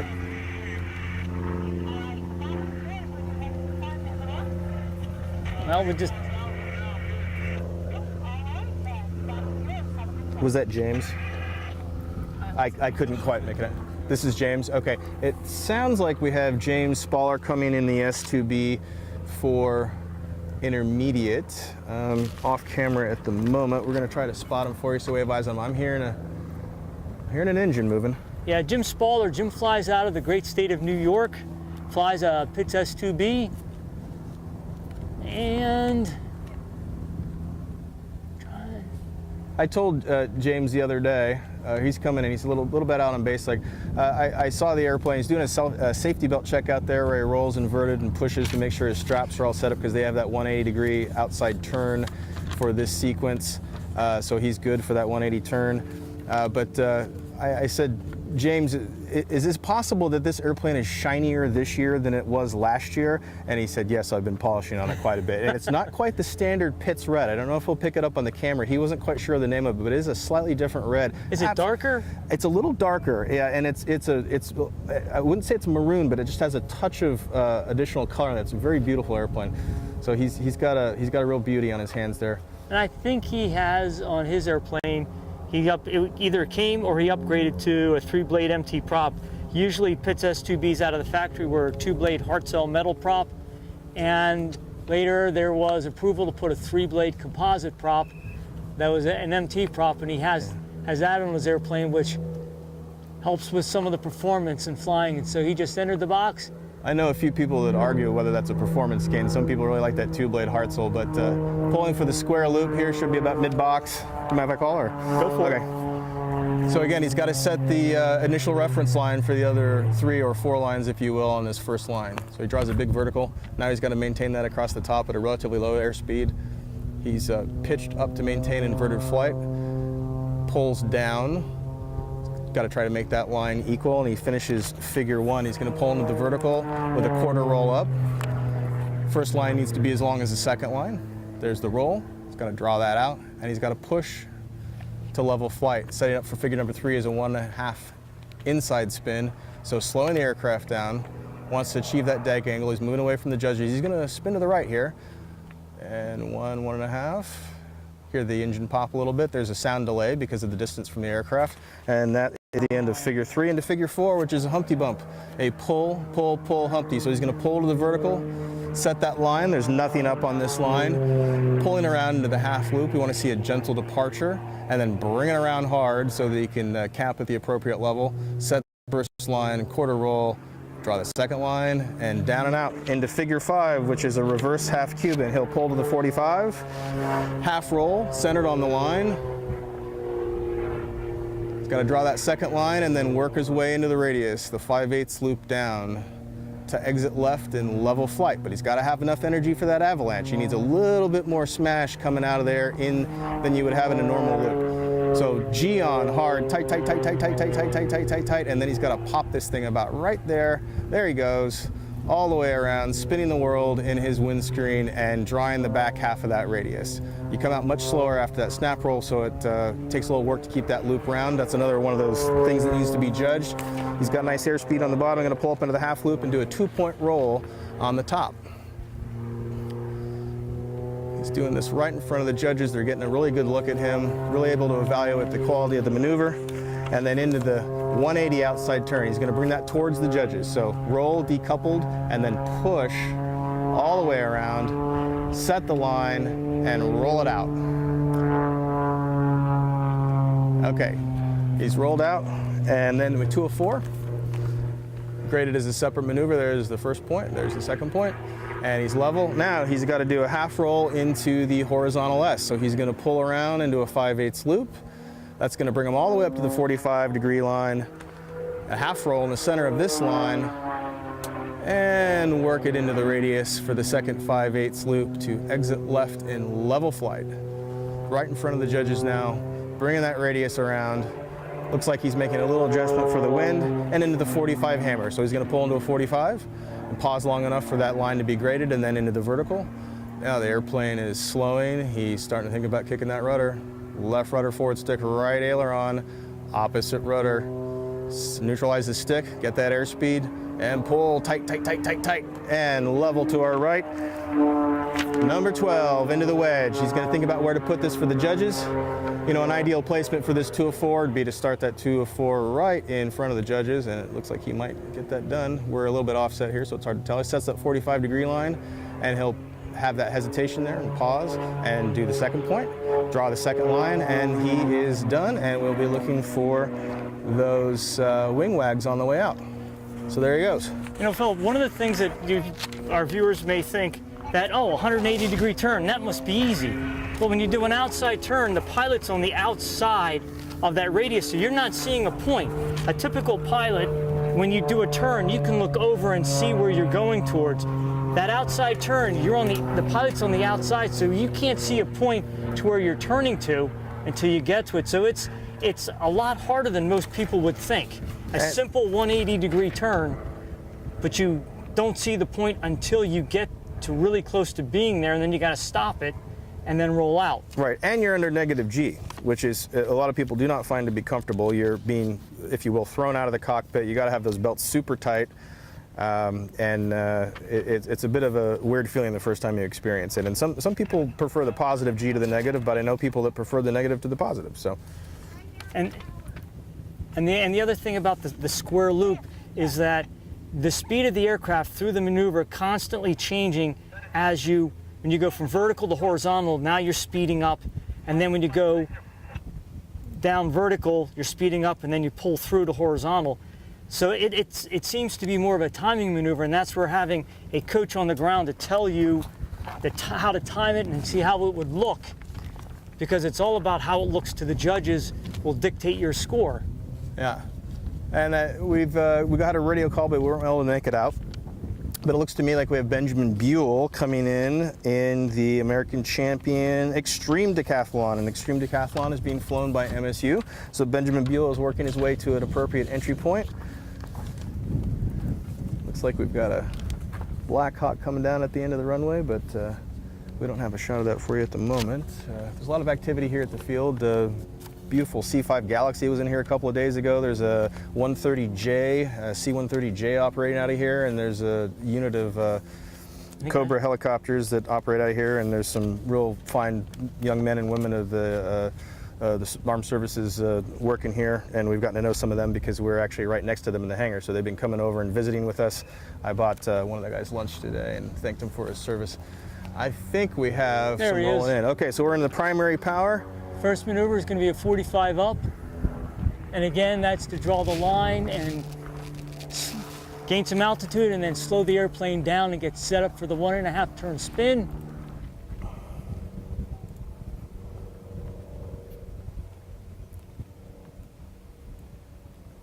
Rotate around, 1.5 turn, draw the line, pull out, drive across the box to go ahead and do the half Cuban, pulling up to do the 5/8 loop, come around over the top, set up the 45 down line, establish it, do the half roll, draw an equal line afterwards, pull out, set yourself up for the loop. As you come across the top, ease back on the stick pressure to come around. A little more stick, a little more pressure, G-pull. Now you're going to do a 180-degree regular turn, not an outside turn as the intermediate, but a 180-degree turn to the inside, and set yourself up going across the box for the slow roll.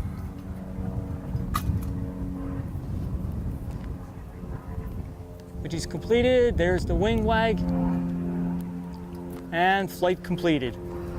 You know, Keith, we're sitting here under these shade hangers and or these little pop-ups that you'd see at like a soccer game, and one of them wanted to take flight, and it just occurs to me that one of the skills pilots have is how to tie knots and how to tie airplanes down. So we just managed to avert disaster here as the gust kicked up, and now we got the canopy tied down.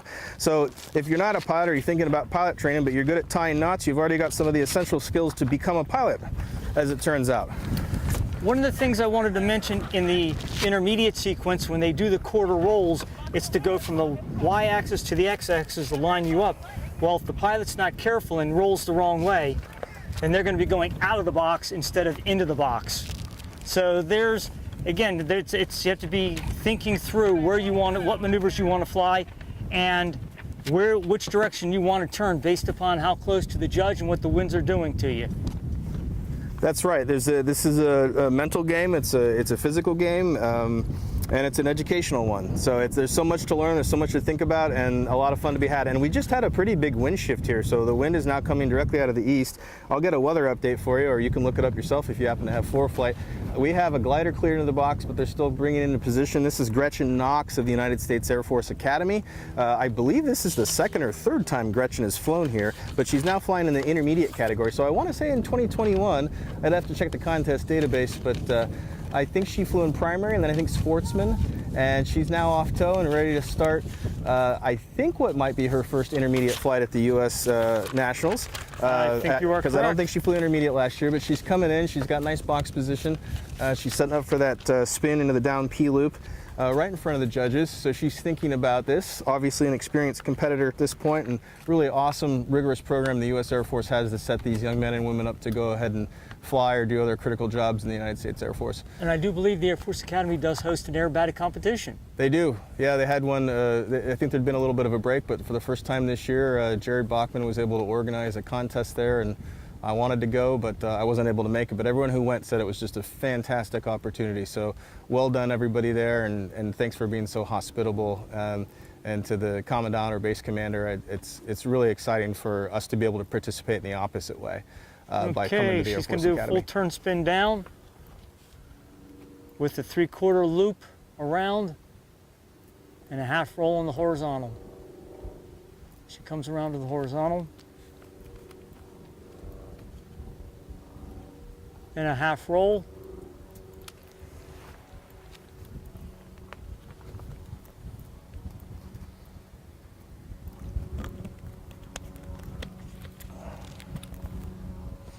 So she looks like she's wanting to change her position in front of the judges. She seems to have plenty of energy, so she's just thinking here about the game of aerobatics. So there you go, the pitch up and the half roll. Inverted. And then just a half loop down from the inverted.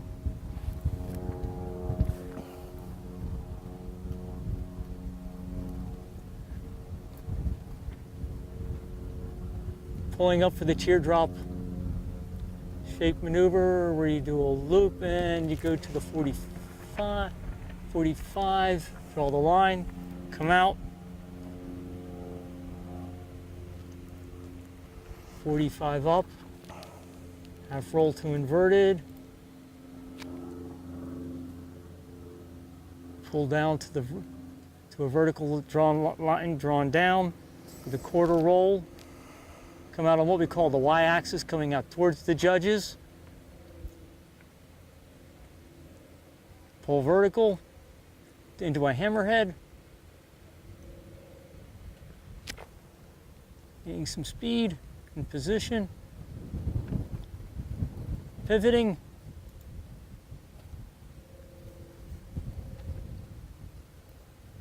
Quarter roll in the down line. Come back towards the judges.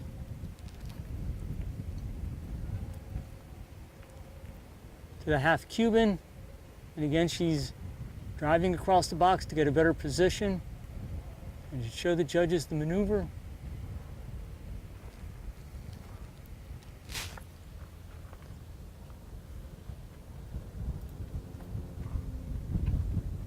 There we go, 45 up, half roll.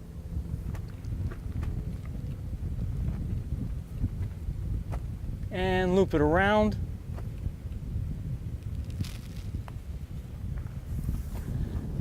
Set the line, pull up, half roll, half loop around,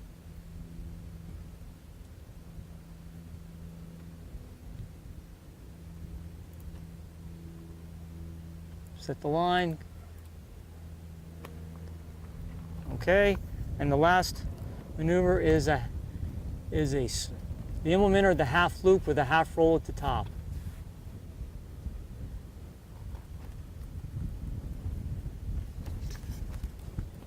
And end of sequence. There's the wing wag. Okay, and that was Gretchen Knox from the United States Air Force Academy. Congratulations on that flight. This is, just to remind you, this is U.S. National Aerobatic Championships in Salina, Kansas. I'm Philip Gregg, joined by Keith Doyne. We've got a couple of power people on deck here. We've got Ryan Peen, I believe, from UND coming in the Super D, and we're integrating with gliders, and the next intermediate flight will be Justin Hickson in the modified Pitts derivative type aircraft. So that's an aircraft that's gotten a lot of attention this season. And then we have some primary and intermediate mixed in for you in the coming minutes. Okay, we have another glider pilot coming in, Mr. Glider Pilot Matt. Let's see what Matt's last name is here. Matthew Hamilton is coming in, intermediate glider. And I suspect he's another Academy cadet. I don't have eyes on him at the moment. We definitely had a pretty significant wind shift on the ground here. Winds now 0-0 at about 14, but the winds aloft forecast haven't changed. We're going to be watching these conditions in the next few minutes to see if things have changed. We're looking for drift in the box.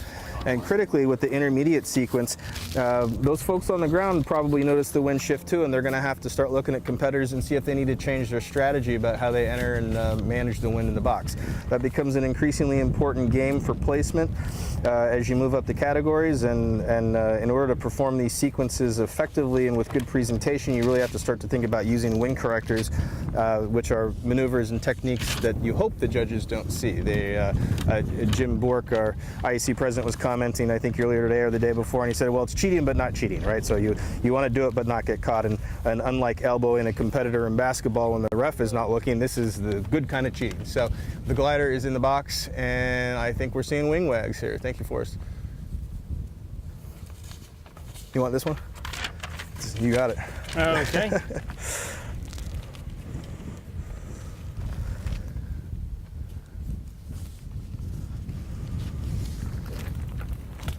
He just dropped into the 1.5 turn spin for the down P loop.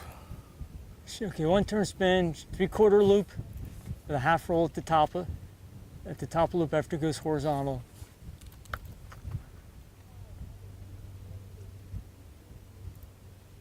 There we go.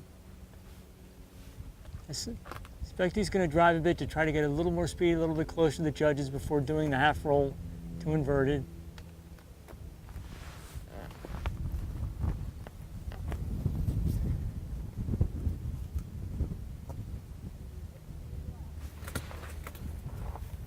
And it'll be a half loop down. And you may have noticed that nose raise before we pulled into the half loop, that was sort of a safety or a gate issue. You don't want to pull down from too high of an airspeed. So that was, they have their gate set, and they're not going to pull down unless they have the airspeed and the altitude that they want. And the other thing is I don't think the glider has a symmetrical airfoil, so the inverted, the nose is going to be higher than what it would be in upright flight. And that was a teardrop loop maneuver to a 45 up with a half roll going up, pull to a vertical down, the 1/4 roll on the down line. So he'll be coming at the judges or towards the judges. Should be pulling vertical to do the hammerhead, pivoting at the top.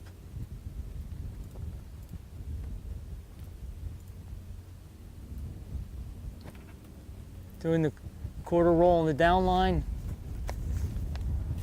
come across to the reverse half Cuban. He's got some good speed because we're hearing that glider move through the air. Pull up on the 45, roll to inverted, 5/8 loop around.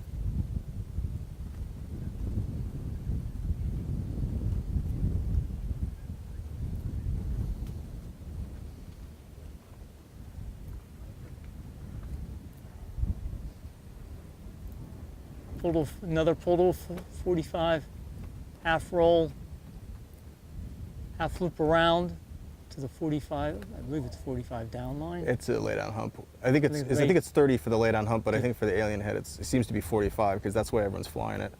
But maybe somebody, if there's a commenting going on, they know the glider rule book a little bit better than we do. And it's going to be a half loop with a roll on the top, otherwise known as an Immelman.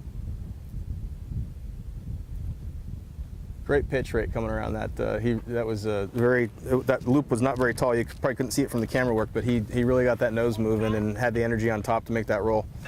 And it's a tough balance between how hard do you pull over the top to give yourself enough to get through it and have enough energy to get through that half roll.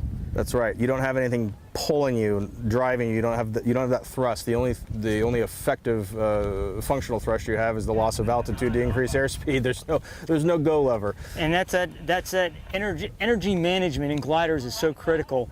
Yeah. And the more experienced the pilot, you can tell that they've figured it out how to manage it. Yeah. So we have Ryan Peen coming in. He's been cleared into the box by the chief judge. This is a super decathlon from the University of North Dakota. And someone's probably riding safety with him. It could be Mr. Mike Lentz, and it could be... Mr. DeLone? Mr. DeLone, yes it could. I don't know. Do you think we can see the mustache from this far down? No. Let's look really closely and see. Maybe Forrest can zoom in and find it for us. Yeah, there's either a helmet in there or a mustache in one way or another. Ryan's got a safety pot, and that's really just an insurance thing. Ryan's an experienced competitor in primary, but each program is organized a little bit differently, and it's just gives more access to be able to fly aircraft in IAC competition.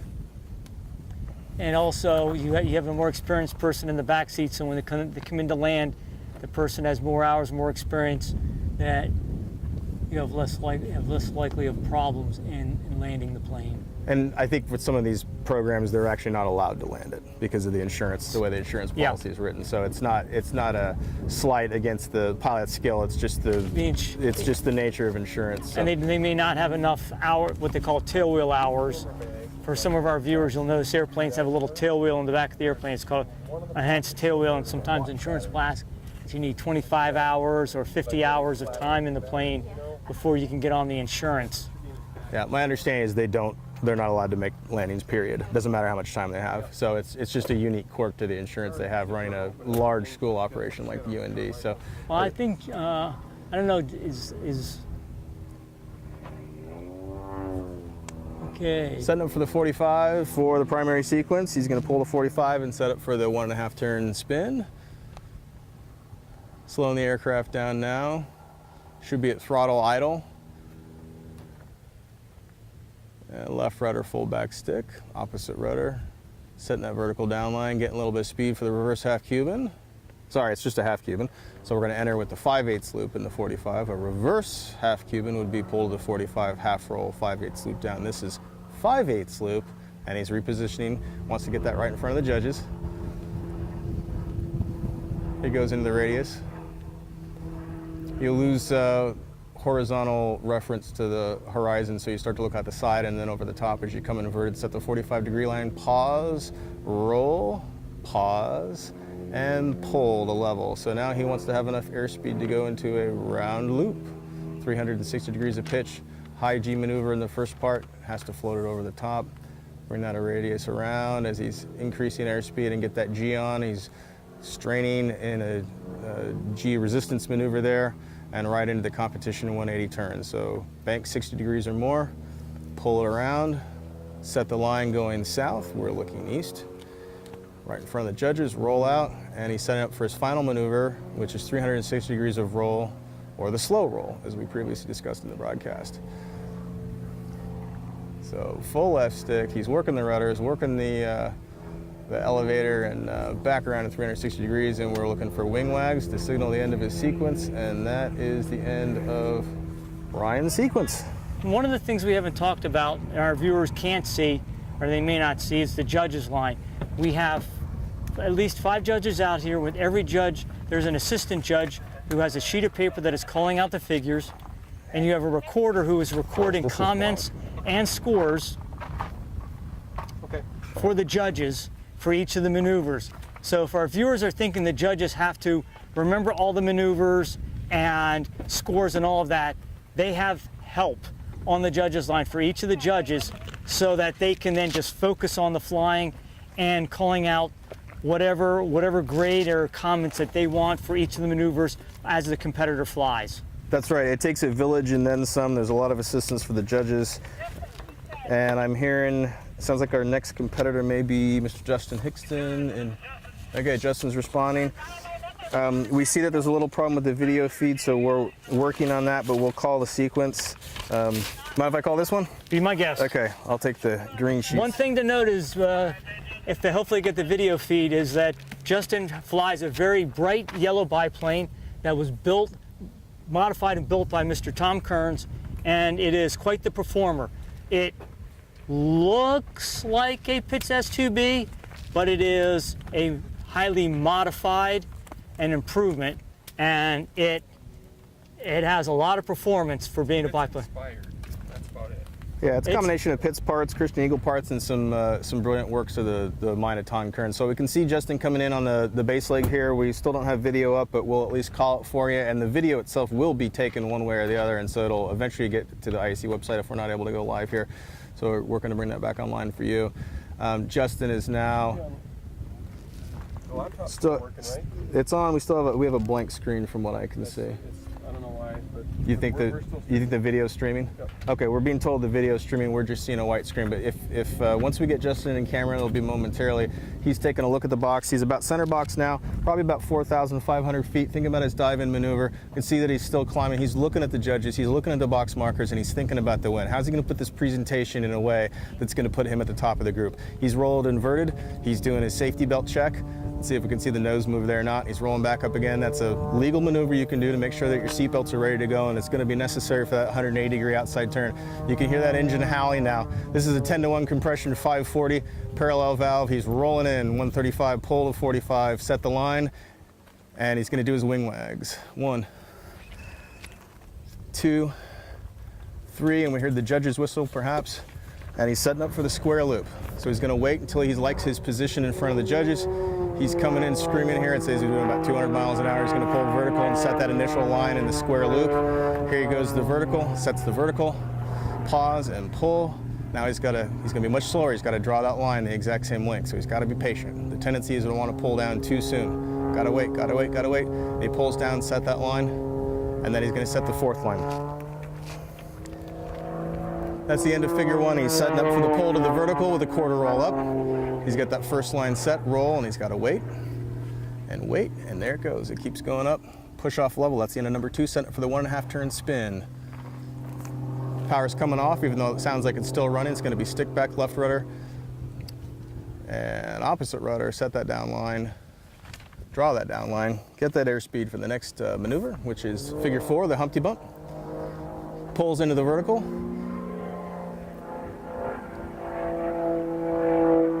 Got a half loop on top. We want to see a soft departure from that line and then pull it around hard so it caps off even. Sets the vertical down line. He's going to do a quarter roll to his left, exit to our right, and the judge's right. Setting up for the reverse half Cuban, pull to the 45, half roll. Set that second line, equal length. Judges are judging that. Into the 5/8 radius. You can see the wind's pushing him just a little bit, probably not picking that up on the camera. He's got to have enough airspeed for this loop with a snap on top, also known as the avalanche. So pulling hard at the bottom of that loop. He should light the snap off about right here. He does, and comes around 360 degrees of rotation using that rudder with a snap roll, stick back and rudder. Draws the second half of the loop. It's got a lot of sound, a lot of airspeed coming into that maneuver. So half loop up, 2-point roll on top.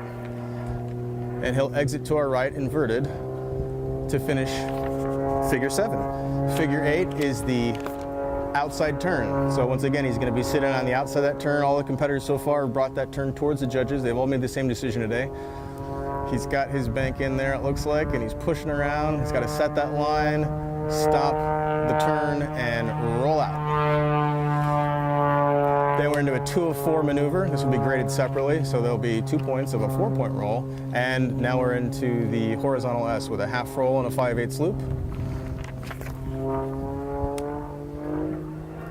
You can hear the flying wires singing there, and the prop and the engine combination howling. We're going to do a half roll in the 45 and into another 5/8 loop.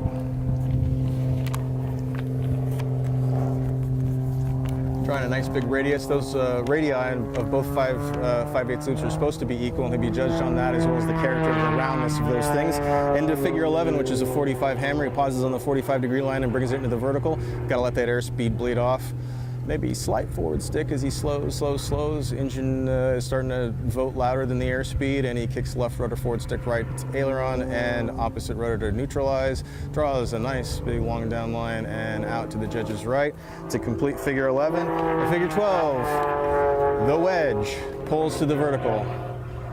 And the performance of this biplane is as advertised. It's first time at Nationals, it's showing itself very well in terms of its performance. We'll let the judges worry about the quality of the maneuvers. That's not what we're here for. And a 2-point roll on a 45-degree downline, and Justin signals out of the box. 1, 2, and 3.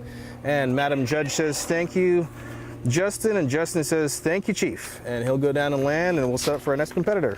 One of the things that our viewers may not be aware of, and we've talked about the aerobatic box itself, but there are ground markers which are on the ground that are white that mark out each corner, each of the sides. The corners are L-shaped, the sides are T-shaped, and there's a center box marker which is a plus sign. Additionally, competitors will come early and practice, and the idea is that you get used to the box, used to the layout, because it's at an airport, and this airport has multiple runways, so you can get an idea of what things look like, but also if there are any references that are away from the airport that you can use to when you are doing a vertical half roll, or if you are doing that outside turn that you can see that you've reached, that you want to be pointing at or see, that give you an idea of where you are and have you done the full maneuver. So it's not just, oh, okay, I'll kind of go this amount of time, 1, 2, 3, 4, 5. Yeah, I'm using references inside the airplane, on the ground, and in the distance to help give you an idea of where you are in a maneuver, where you are in the box in relation to the judge. And while doing the maneuvers, the pilots are also juggling all of that and flying at the same time. Yeah, and over time it can become intuitive. So you've reached, there are several, we can argue all day long about wheel landing versus tail landings, and some people will use external references and some people only use box markers. So I'm a box marker kind of person. There's 9 markers, and at some point you get an internal sense of timing so that you're not being thrown off by some of those externalities. So, got it. Are we even live? Oh, okay. So we're on a 5-minute break. The judges are taking a 5-minute break. So if as you get more comfortable with the markers, you can start to just use the markers themselves. And if you're timing your sequences correctly, even when you lose sight of them for a few seconds, and let's say you would pull down to a vertical, that marker may be exactly where you're expecting it to be. When you get to the advanced unlimited level, that starts to become sort of subconscious, and it's just part of what you do along with the wing correctors. But it's one of the skill sets that you develop as you move along. Now, one of the interesting characteristics of this box is there's a runway running across the north, I would say, quarter of the box, and we observed some flights from the hangar earlier in the week, and it looked like people were mistaking that for a boundary when in fact they had at least 300 or 400 more feet for the pole. And I remember the first time I flew at Nationals here 2 years ago, in my practice flights, I was making that mistake, and then someone pointed out, you know, the markers are actually several hundred feet beyond that. So that is an example, as you suggested, Keith, of having to learn the natural environment. There are a couple boxes around the country that have nothing in them at all and just markers, and you're pretty safe there. But this box can actually trick you a little bit. The runway that we drive over to this judging position on is actually the runway that's the offending geographical signal. So the pilots have to train themselves to ignore that marker and actually go to one of the official 9 markers that define the box.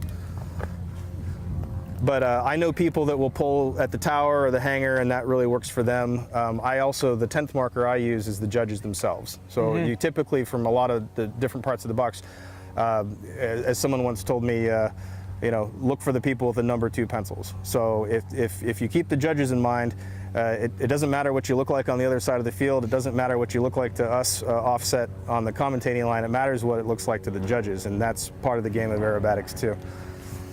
And at least here at Salina, with the active runway 1735, this is an old Air Force base, so it's got a big, long concrete runway, which is very easy to see compared to the other runways, which are smaller. However, note that the gliders are taking off from runway 1836, which is underneath the box. So there's a lot of activity going on, and it just takes a little bit of time for newer competitors to get used to what this looks like. For folks that have been here, like it's a third or fourth time here at Salina, they're much more familiar, much more comfortable with the layout and how the box looks, and they adjust much easier.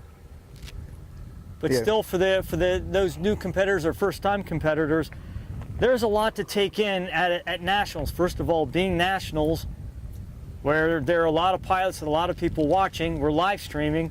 Number two, it's not a small airport or a regional airport where you have maybe 1 or 2 runways. You have 4? I don't even know. I think we have 4 It's runways. at least 4, which is actually 8 if you count both directions, right? But there's 1, 2, 3, 4. I think it's 4. Yeah. 4 runways, and there's box markers throughout it. There's the ramp on the one side. So there's a lot to try to absorb and figure things out. So, you know, my hat's off to those folks who come in being first-time competitors, willing to give it a shot, and they can do very well here. And typically you're going to find most folks who are going to be flying the primary or sportsman category their first time at nationals. I think we have one individual who it's their first nationals and they're flying advanced. Yeah, that's atypical, but that person has been training with a former world champion. The category system is designed to get you in and orient you to the box, build certain specified skills at certain levels before you move up. So that's a atypical move, but if you look at the contest database for a lot of the advanced and unlimited pilots, some of them have been around long enough the database doesn't collect their earlier flying careers, but there are some that have been here since 2008 in the creation of the database that you can see they moved from primary to sportsman to all the way to unlimited. So I can tell you that U.S. team member Johnny Wacker, I believe, was at a contest that I attended in Louisiana or Texas around 2008 or 9, and I think he was a sportsman pilot at that time. So he's moved all the way up the ranks. He's moved through each of the categories. He's changed airplanes. I think he was flying an S2C at that time. And we have an organization and a system that is designed to take you as high as you want to go, or if you're content with where you are in your aircraft, and you can stay in the various categories and compete against the next person to come into the box. Since we have a little bit of a break for the judges here, I wanted to get over to our in-kind donors.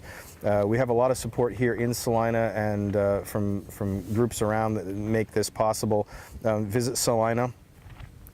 Joanne McClure, Tim Rogers, Shelley Swanson, Casey Windhorse of the Salina Airport Authority. Haska Beverage has provided us with water and I think some drinks as well. Dry Creek Buffalo Ranch is out here giving us food, but they're in-kind donors as well. Good Life Golf Carts of Salina, the Hilton Garden Inn, the Garage, which is an automotive museum, and they rotate their stock, I think, every year or every 6 months. And so we will be having another social event this evening at the Garage, but we'll be looking at a totally different set of cars. They've got all Corvettes out there right now, and last year they had a mix of Americana and I think even some foreign makes, so that was really cool. I'm excited for tonight. Martinelli's a Little Italy, a great restaurant here in town. We really enjoy them. Salina Regional Airport Tower staff have been excellent to work with, and I know they've provided great support to Shad Colson, our contest director. He's had nothing but good things to say about them. And Bennifer's Catering, I think that might have been the group that did last night. I believe it's the one who did the barbecue yesterday in the hangar. So that was awesome. And then as I look through the program for nationals, we didn't manage to publish all of them at the last minute because we had some later donors, and thank you for your participation. But I'm trying to look through here and see if we have any additional donors on the list that we haven't mentioned so far. And I do want to again thank some of those folks that have donated. For example, Mike Goulian and Dan Martin and his wife Martha. You know, Dan, a longtime IAC competitor, IAC member. Mike Goulian, longtime IAC member. Great support from the folks, from people within the organization to support this very important contest that we have. You know, we're naming national champions in 5 categories on the powered side, and it's an opportunity also for glider competitors and primary sportsmen and intermediate to come out and compete. That's right, and so I'm looking through the program here, and really nice layout that the team did. I think under Lori's supervision, and it says meet the 2023 national champions. Well, Rob's 11-time unlimited national champion. He's going for 12, so he was our limited power champion and the, if you will, the U.S. national champion. No category accepted, right? And then Mr. Matt Dunphy in advanced power, and Matt was going to fly unlimited here, but he's also preparing for the world contest. So we're sorry Matt couldn't be out here, but he did a fine job last year and is actually 2-time advanced champion and won 2 years in a row. I don't believe I know. I watched the flying and it was great. I mean, he is rock solid. So and I think Las Vegas, where the World Advanced Aerobatic Championships this year, later in October, are going to be held. That's where Matt lives, down in that area. I think it's in the Las Vegas area. That's his turf. That is indeed correct. And defending intermediate power national champion from last year, Justin Hickson. Sportsman power, Palmer Timmons. Sorry, Palmer. Palmer Timmons. Palmer's actually now out in San Diego. He graduated from UND, and his dad's an F-15 pilot, and he's living in San Diego working for an aerobatic group out there. We had lunch the other day, and he's doing good. I think we'll see him out at Borrego at some point. And primary power champion last year is Andrew Fisher. He's moved up and is competing in the sportsman category. He's also a safety pilot for a lot of the MSU group. So he's getting a lot of flight time in, but that's got to be fatiguing as well. And then we have, again, the glider championships is now separated from the national championship, but we'd be remiss if we didn't mention these fine folks. Advanced glider, Joseph Gerner. Well done, sir. Intermediate glider, Dante Cyrus, and I don't know if he's still with the U.S. Air Force Academy, but he was. I thought he graduated and was going to pilot training. So I'm guessing he's either commissioned second lieutenant at this point, probably a few more months, maybe a year or so, be a first lieutenant. So well done, sir, and keep on. We wish the very best for you, and proud of the U.S. Air Force Academy for showing up here. They just a really great group of guys and gals. Yes. And sportsman glider, Jacob. I'm not going to get this name right. Do you know Jacob? Jacob Mahones. Mahonix. Sorry, Jacob. I'm not a linguist. And an unlimited glider, Eric Linsgautier. And I believe there was a 4-minute free as well. And I think Jason Stevens won that, if I'm not mistaken. Yeah. Well, last year I think it was Rob Holland. But just no, in glider. There was a separate event at the Nationals for gliders. Rob's the freestyle champion for sure in power. You were talking a few minutes ago about how people have built over time, built their skill and ability and moved up through the categories. Back in Pennsylvania, when Rob was teaching aerobatics up in New England, where he's from, he would come down to our contest and he would bring a Decathlon, and I think he brought a Pitts S2B at one point, and was had students and was competing, and that goes back to around 2000, late 1990s, that he would come down. So Rob's been involved in the sport, competing quite a long time, and has been focused and put a lot of effort in, and it just shows with the skill level he has and the number of times that he's been U.S. national champion. But a salient point there is, here's a guy flying one of the highest performance aircraft in the world and competing at the top level, nationals and the world, and started a decathlon, right? And then an S2B, and I think an ultimate 10-300. I don't know if that was just an air show, Matt. I think he won world advanced in that in Portland. I think it was an ultimate 2300. It was a two-seat. I got the number wrong. It was a two-seater, one of the few that were ever built. Yeah. And then I think moved over to the MX. But again, he paid his dues. He worked and worked and worked and focused, and just is an incredible aerobatic pilot. Flies air shows also. But again, he's been at it a long time, very knowledgeable, very helpful individual, and it's a great ambassador for our sport. That's right. And so we worked our way through the list of donors that we had, and we have a really extensive volunteer list, but we'd be remiss if we didn't mention you, Keith, as safety officer, and Mr. Jeff Gardner, Dr. Gardner, working not only this live broadcast, several of these sessions, judging and assistant practice box. Jeff Granger. Manager to Gary DeBon, who not only laid out the box but helped us manage during the practice days, and then The brand sites, Terry and Jim, and Mary Beth Rudd, and Sarah Arnold. We've got scoring, communications from Monique Hartman, and Alice Johnson, who was not only Unlimited team manager the last time they went over to Lesno, Poland, but is just such a lift for our volunteer coordination efforts here.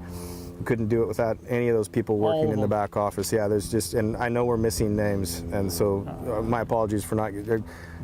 Any other popping into your head at the moment? The chief judges, you know, Hector Ramirez, Mark Matacola, Matty. Yep. And Peggy doing 2 different categories. Peggy Reedinger, unfortunately, DJ Molney had to back out at the last minute, and Peggy stepped up and said, sure, I'll do 2 categories. And so she's going to be out on the judges line today, almost the whole day. Sounds like we've got clearance for another glider pilot. And that'll be intermediate category. So the break is over. I believe Gretchen Knox was our last glider pilot, and that would make this Matthew Hamilton. And these should all be intermediate gliders. So it looks like we've got 2 glider pilots left. Is Matthew correct for us? This is Andre? Oh, Matthew went. My apologies. Okay, so this is Andre Gerner coming into the box here. Our last but not least glider pilot. Yeah, Andre flies a Fox glider. It's a 2-seat aerobatic glider specifically built for aerobatics, and that's what Jason Stevens and Shad use down in Arizona to teach aerobatics. Is this one of theirs, or is it Jerry's glider? No, it's not Jerry's glider. Andre has one, and he keeps it up near the Air Force Academy at an air park, and there's a glider group up there, and his son Joe also flies his glider, but unfortunately, since you know the advanced gliders, we'll see Joe in March in near Maricopa, Arizona at Glider Nationals. I see judges looking up, and I don't know. Okay, we got him on camera. That's good. We don't have visual on him here because he's somewhere in the clouds, but you're getting a nice picture of him from Forrest there with the camera work. He's diving in. Looks like he's level. You got him? Okay. And into that P loop. So he must have done the spin already. Apologies for not calling that, but he did is it a 1 or 1.5? So it was a 1-turn spin into the P loop half roll on the top, and now figure 2 is the half roll. You can see the higher roll rate of that Fox glider. It's impressive. And then half loop down. Half loop down. Go ahead, it's all yours. And it'll be the teardrop where he's going to pull vertical, loop around, and then come out at, I believe, a 45 degree angle. And then next is going to be the shark's tooth, where it's 45. It'll be 45 up, half roll, pull to a vertical down, do a quarter roll, and as everybody else has been doing, come out heading towards the judges line. He'll pull vertical for the hammerhead, pivot, draw the down line and do a quarter roll, and head across the box back towards the judges.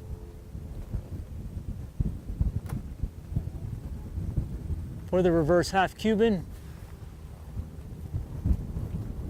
half roll, do the 5/8 loop around, gaining speed for the next maneuver to the lay down Humpty, which would be pull up to 45, roll inverted, half loop, come around, draw a 45 degree down line, and then come out. Gain the speed, you can hear the glider, and it's going to be the half loop with the half roll at the end.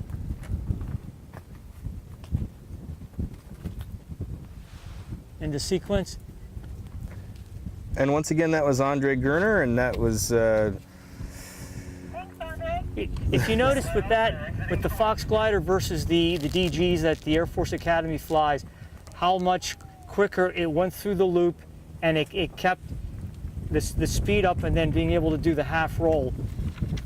Yeah, definitely a different performance profile. So that was Keith Doyne calling. I'm Philip Gregg. This is the U.S. National Aerobatic Championships. We're kind of into the second half or post-break of intermediate power, intermediate glider, although that was our last intermediate glider, and power primary. This is the known sequence. These are their first flights. And coming up in order, got Olivia Yeaser. I'm sorry I don't have the last name right. That's going to be a primary sequence coming from MSU team member. David Smith in intermediate, Tyler Sperry in primary, Lee Hubner in intermediate, Adro Bagrao, hope I got the name right, in primary, and an S2B, Justin Miller in an S111B in primary power, Jared Bachman in intermediate in an S1E, Pitts S1E, Nathan Rudy in the 150 horsepower decathlon, Alex Trapman in primary in a decathlon, and Jerry Esquenazi, last but not least, will be coming up fairly shortly here in intermediate in a beautiful extra 300S. So right now we're looking for Olivia coming in with the extreme decathlon, 210 horsepower. I think that's the Metro State University. It is, yes. There are two super decathlons in service at UND. They just brought one this year, and it's just 180 horsepower with the conventional Hartzell prop. The MSU is an extreme decathlon. Yeah, and it has the 30% hinged aileron, so a little bit higher roll rate. We saw Dick Swanson yesterday flying against me in Sportsman and Sarah Arnold today in the same aircraft, and it actually is sort of a hybrid. So it has the extreme ailerons, but it has the 180 horsepower with a Hartzell composite prop and a baggage door, which he had added when he had those modifications made. And I think that's coming rather handy. So that's Decathlon all-around great airplane, performing well here at Nationals, and not a bad cross-country airplane either. Looks like she's on final, and we have wing wags. We'll pick her up on the screen here in just a minute. And there she is in the extreme decathlon, MSU, Olivia Yeaser. Hold of 45. Should be going up. Cap it off. Slowing down to the 1.5 turn spin. Every power get cut. It's quiet. Taking it to the right. Here we go, all the way around, 1.5 turns. Draw the straight down line. Pull out. Power should be coming back in to the reverse, to the half Cuban, sorry, which is going to be pulled to a 5/8 loop. She's going to drive to be in front of the judges, pull up to a 5/8 loop.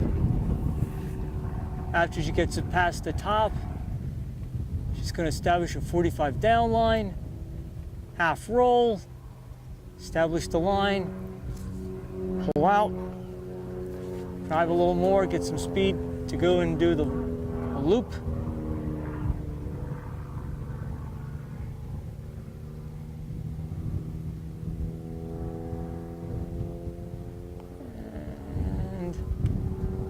Now the competition turn, 180 degrees. As Philip has said before, it's 60-degree bank or greater. And then they'll stop the turn and then take out the bank. And then it's going to be a full roll.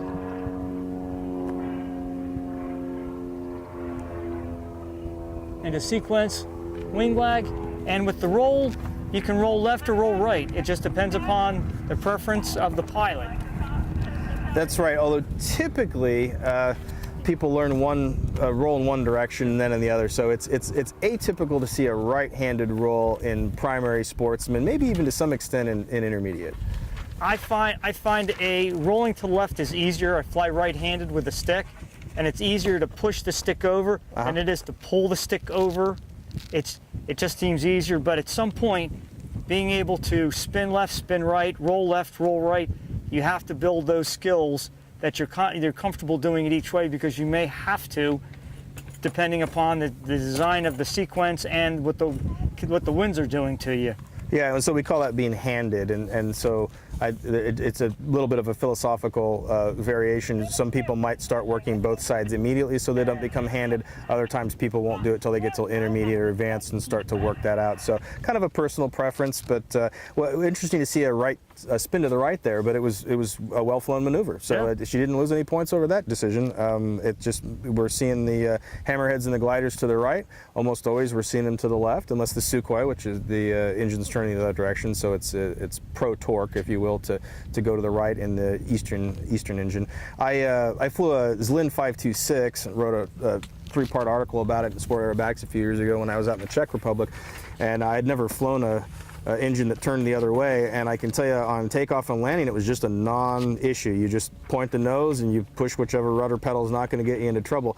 But went out, having really only flown a couple of right-hand hammerheads years ago in my pits, and those were always quite ugly, so I thought, well, I know how to do one to the left. So I tried one to the left, and it was ugly because the engine was turning the other way, and then we tried one to the right, and that sort of settled things down. But fun experience, and I guess we have another competitor coming into the box here. Should be intermediate. This is intermediate, and it would be Mr. David Smith in the Extra 300S. So he's going to pull that square loop. Okay, I'll take this one. And he's circling. I didn't see wing wags, but they may have occurred. Just climbing in the box. Okay, so right over the head of the judges, but past the gimbal limits of the camera. You can hear that sonorous sound of that Lycoming 6-cylinder engine doing its thing. That might have a 580 in it, I don't remember. Mike Galloway's got a 580 in his. I think Kate has a 580. This may be a 540, so slightly larger engine than some of those 300Ss. I didn't realize that they were upgrading to 580s now in the Extra 300Ss. I don't know that they can do that in Europe because of the rules, but there are a few 300Ss that have the 580 in the United States. So I don't know. I'm still stuck in 4-cylinder territory, so I don't. I feel your pain. I appreciate what my engine does for me. Long life, low fuel consumption. I was with someone at a training camp last year who was flying a 6-cylinder engine, and we got our fuel bills at the end of the camp, and I thought, well, I really appreciate my engine for what it does for me. It's about a third the cost. Okay, I didn't see wing wags, but I'm guessing we're going to see a pull here for the square loop. Yep. Okay, so at home you probably saw the wing wags. Looking to set that vertical line and the initial reference point for the square loop. And he's got to be patient, take his time across the top, make sure that that line matches. He's waiting. He's being very patient here. And then he's going to pull down set line number 3. Judges have been looking at the angle of each one of those, making sure that they're level. Or vertical up, vertical down. Into figure 2, which is a pull to the vertical and a quarter roll up, push level. And that's the end of the figure. You can see a little bit of drift there from the ground. I'm not sure it's coming up in the camera. And he's going to set it for a 1.5 turn inside spin, bring it back towards the judges, and set up for a Humpty Bump. It sounds like he pulled the engine once he was in the spin, but again, that's just because the speed of sound is taking a little time to reach us here down on the ground. I can assure you the power is pulled long before the stall. Into the Humpty Bump. Pull vertical, nothing up. Should be a soft departure from the line to trace that half loop in the sky and bring it around, set the down line. That's the reference point for balancing the roll in the middle, and exit to our right, judge's right, setting up for the reverse half Cuban. He'll pull to the 45. He's repositioning just a little bit. Give himself a little better positioning score and let the judges really see that well. And he comes in with a nice half roll and into the 5/8 loop, taking his time on that radius and making sure it's nice and round. And he's got to have enough energy to go into the avalanche. So once again, that's a loop with a snap on top. And he'll want to light that off about 15 degrees above the horizon. He comes around in that full 360-degree rotation snap roll, and the second half loop, and into figure 7, half loop with a 2-point roll on top. A 360-degree roll which stops with 180-degree hesitation. So he'll do a half roll, and he'll pause, make sure that the judges can see that, and then continue on. Setting up now for the 180-degree turn, and let's see which direction he chooses to take it. So he's taking it away. Now that's our first, we've got a tow plane taking off in the background. He's the first competitor to take the turn away, but we did have a wind shift, and we were speculating about what that might do to our competitor's decisions. So I think he's probably detecting some wind up there that we're maybe not fully aware of on the ground. it looks like good position to me. We can still see him quite clearly, and then he goes into a separate figure, which is the 204, and now another figure where he half rolls into the start of a horizontal S and down into the 5/8 loop. Up to the 45 and a half roll. Still good visual position for the judges, and into the second 5/8 loop. That's still the same maneuver there. Coming around in the radius, heading back towards center box, giving the judges a nice view of his flying, and to figure 10. Now he's going to time the pull to the 45 and then the vertical, so we call that a 45 hammer. Driving that up line, little forward stick, left rudder, right aileron, opposite rudder coming to the stop, set the down line, neutralize the controls, let the airspeed build pull out, and figure 12 is a wedge. Nothing up here. We've seen the wedge in the glider sequence with a quarter roll up, and we see wedges or versions of wedges or end figures in advanced and unlimited tend to have much more complicated roll sequences. 2-point roll on the 45 down, and that's a way of taking similar base figures and adding points to them and complexity, which is kind of what we were talking about earlier in terms of moving up the ranks, moving up the levels, and adding skill sets as you move from one category to the next. So that is the completion of yet another flight. We're done with gliders, so it's all just power now. We're gonna go ahead and check the list, see who we've got coming up next. I believe that gentleman was from Texas, wasn't he? Dave Smith? Yeah. No, he's a New England guy. Oh, a New England guy. Okay, my apologies. He just got his airplane back after he's only had it for about 30 some hours after having some major work done on it down in Florida by Warren Sillers. Oh, okay. Well, it seems to be flying quite well. Yeah, I think David would like to get a lot more time flying it and get better. Well, we just revealed the aerobatic secret earlier in the broadcast, and that was that the secret to good aerobatic flying is practice, practice, practice, right? Yep, pretty much. So whether you're flying a tailorcraft, clip-wing tailorcraft, flying a Decathlon, flying a Pitts, or flying an extra 330 SC, good critiquing and practice is going to make a huge difference. Indeed. It looks like we have just a little bit of a pause. I think we're waiting on a Decathlon to climb and be cleared into the box. And Tyler Sperry's reporting into the chief judge that he's climbing in the southeast hold. The judge has just cleared Tyler into the box. And he says, "Thank you, Chief, cleared in the box." And she says, "Have a good flight." Is Tyler a UND? This is a JR end number, and that is the UND.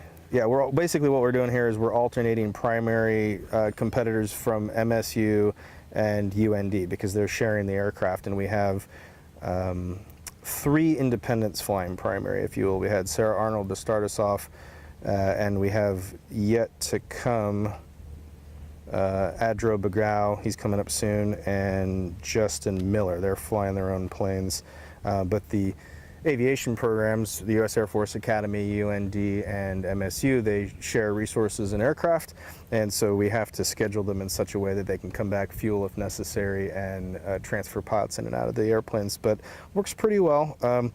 I've been to a smaller regional contest where UND was there with 2 airplanes, and they had a big team with them, and they really have the program down. They hustle hard, they fuel it up, get it ready, push it in line, and get up and go. So it's it sometimes looks like a little bit of a frenetic operation, but it's well dialed in, well rehearsed, and they do a nice job. And then they come in and they fly well too. So kind of a different aviation challenge for those of us that are fortunate enough to have our own airplanes. We push the plane out and sit and wait and trying to find a little bit of shade in the sun while we're waiting to fly. I can hear Tyler climbing still. See if we can get eyes on him, see how high he is. He looks like he's about ready to roll in for his primary sequence, so he's turning final towards the box. I think we're picking him up on the telecast, indeed, and pushing down to the 45, and we're gonna look for 3 wing wags. There's 1, there's 2, and I heard the judge's whistle in the background, and that means heads up. The other thing you'll hear at regional contests is someone yelling, "Wing wags!" And he's got nice speed here coming in for the 45. He's going to pull to the 45, set a line, let the judges take a look at that and determine a grade, determine if the angle looks good. Don't want to push off too fast or too slow. Set the deck angle for the spin. Power is going to come back. Left rudder, fullback stick, right rudder before recovery. Let everything settle down on the down line. Make sure he has enough speed for the half Cuban. Coming across the center box now, giving the judges a nice view of things. Looks like he's got good energy.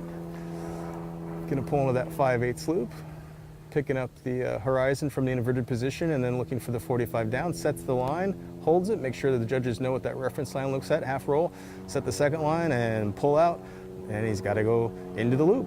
360 degrees of pitch. Comes in with that hard G pull at the high airspeed. The airspeed starts to bleed off and then has to float the loop a little bit. And that airspeed comes back on the bottom loop and get that G on there. Goes right into the competition 180 turn spin, decoupling the roll from the turn, bringing it around here for the judges to have a look at him.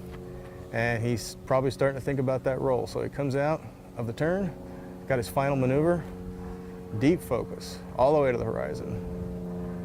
Left stick. Top rudder, forward stick, more forward stick, starting to bring in the left rudder and neutralize the controls for a hard stop, hopefully, and he's got his wing wags. And that is it, folks, for his presentation. That was Mr. Tyler Sperry. Thank you, Tyler. Coming up next, we got Lee Huebner and his Extra 300S. It is one of several very beautiful aircraft at this competition. He did a very deep and extensive restoration.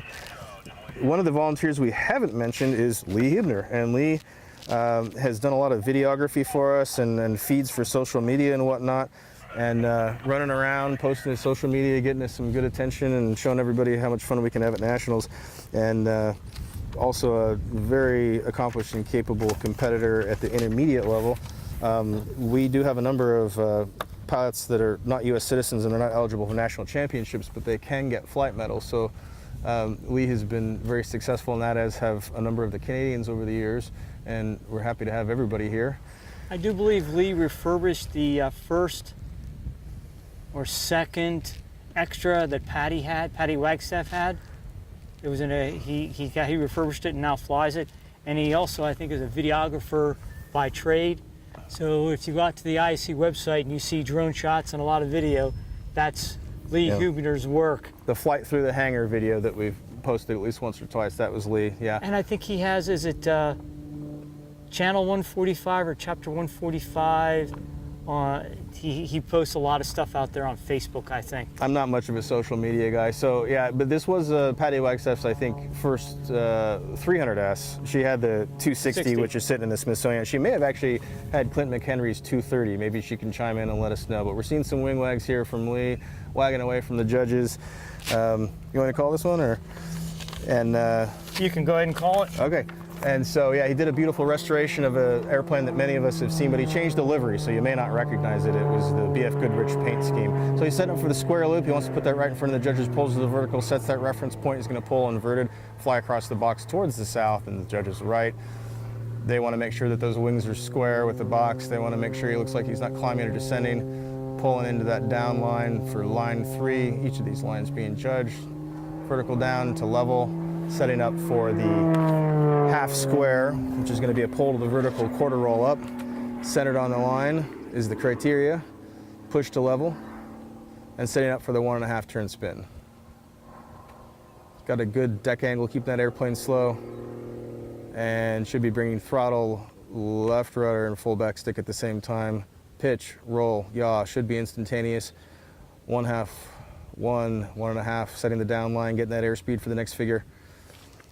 Number 4, the Humpty Bump, bringing it towards the judges, getting them a good look at that airplane. He's gonna pop it up to the vertical, draw a nice long tall line, and he'll want a soft departure from the top, set that half loop and then bring it around hard as the airspeed comes down to try to cap it evenly. Quarter roll on the down lines, gotta set those 2 lines evenly.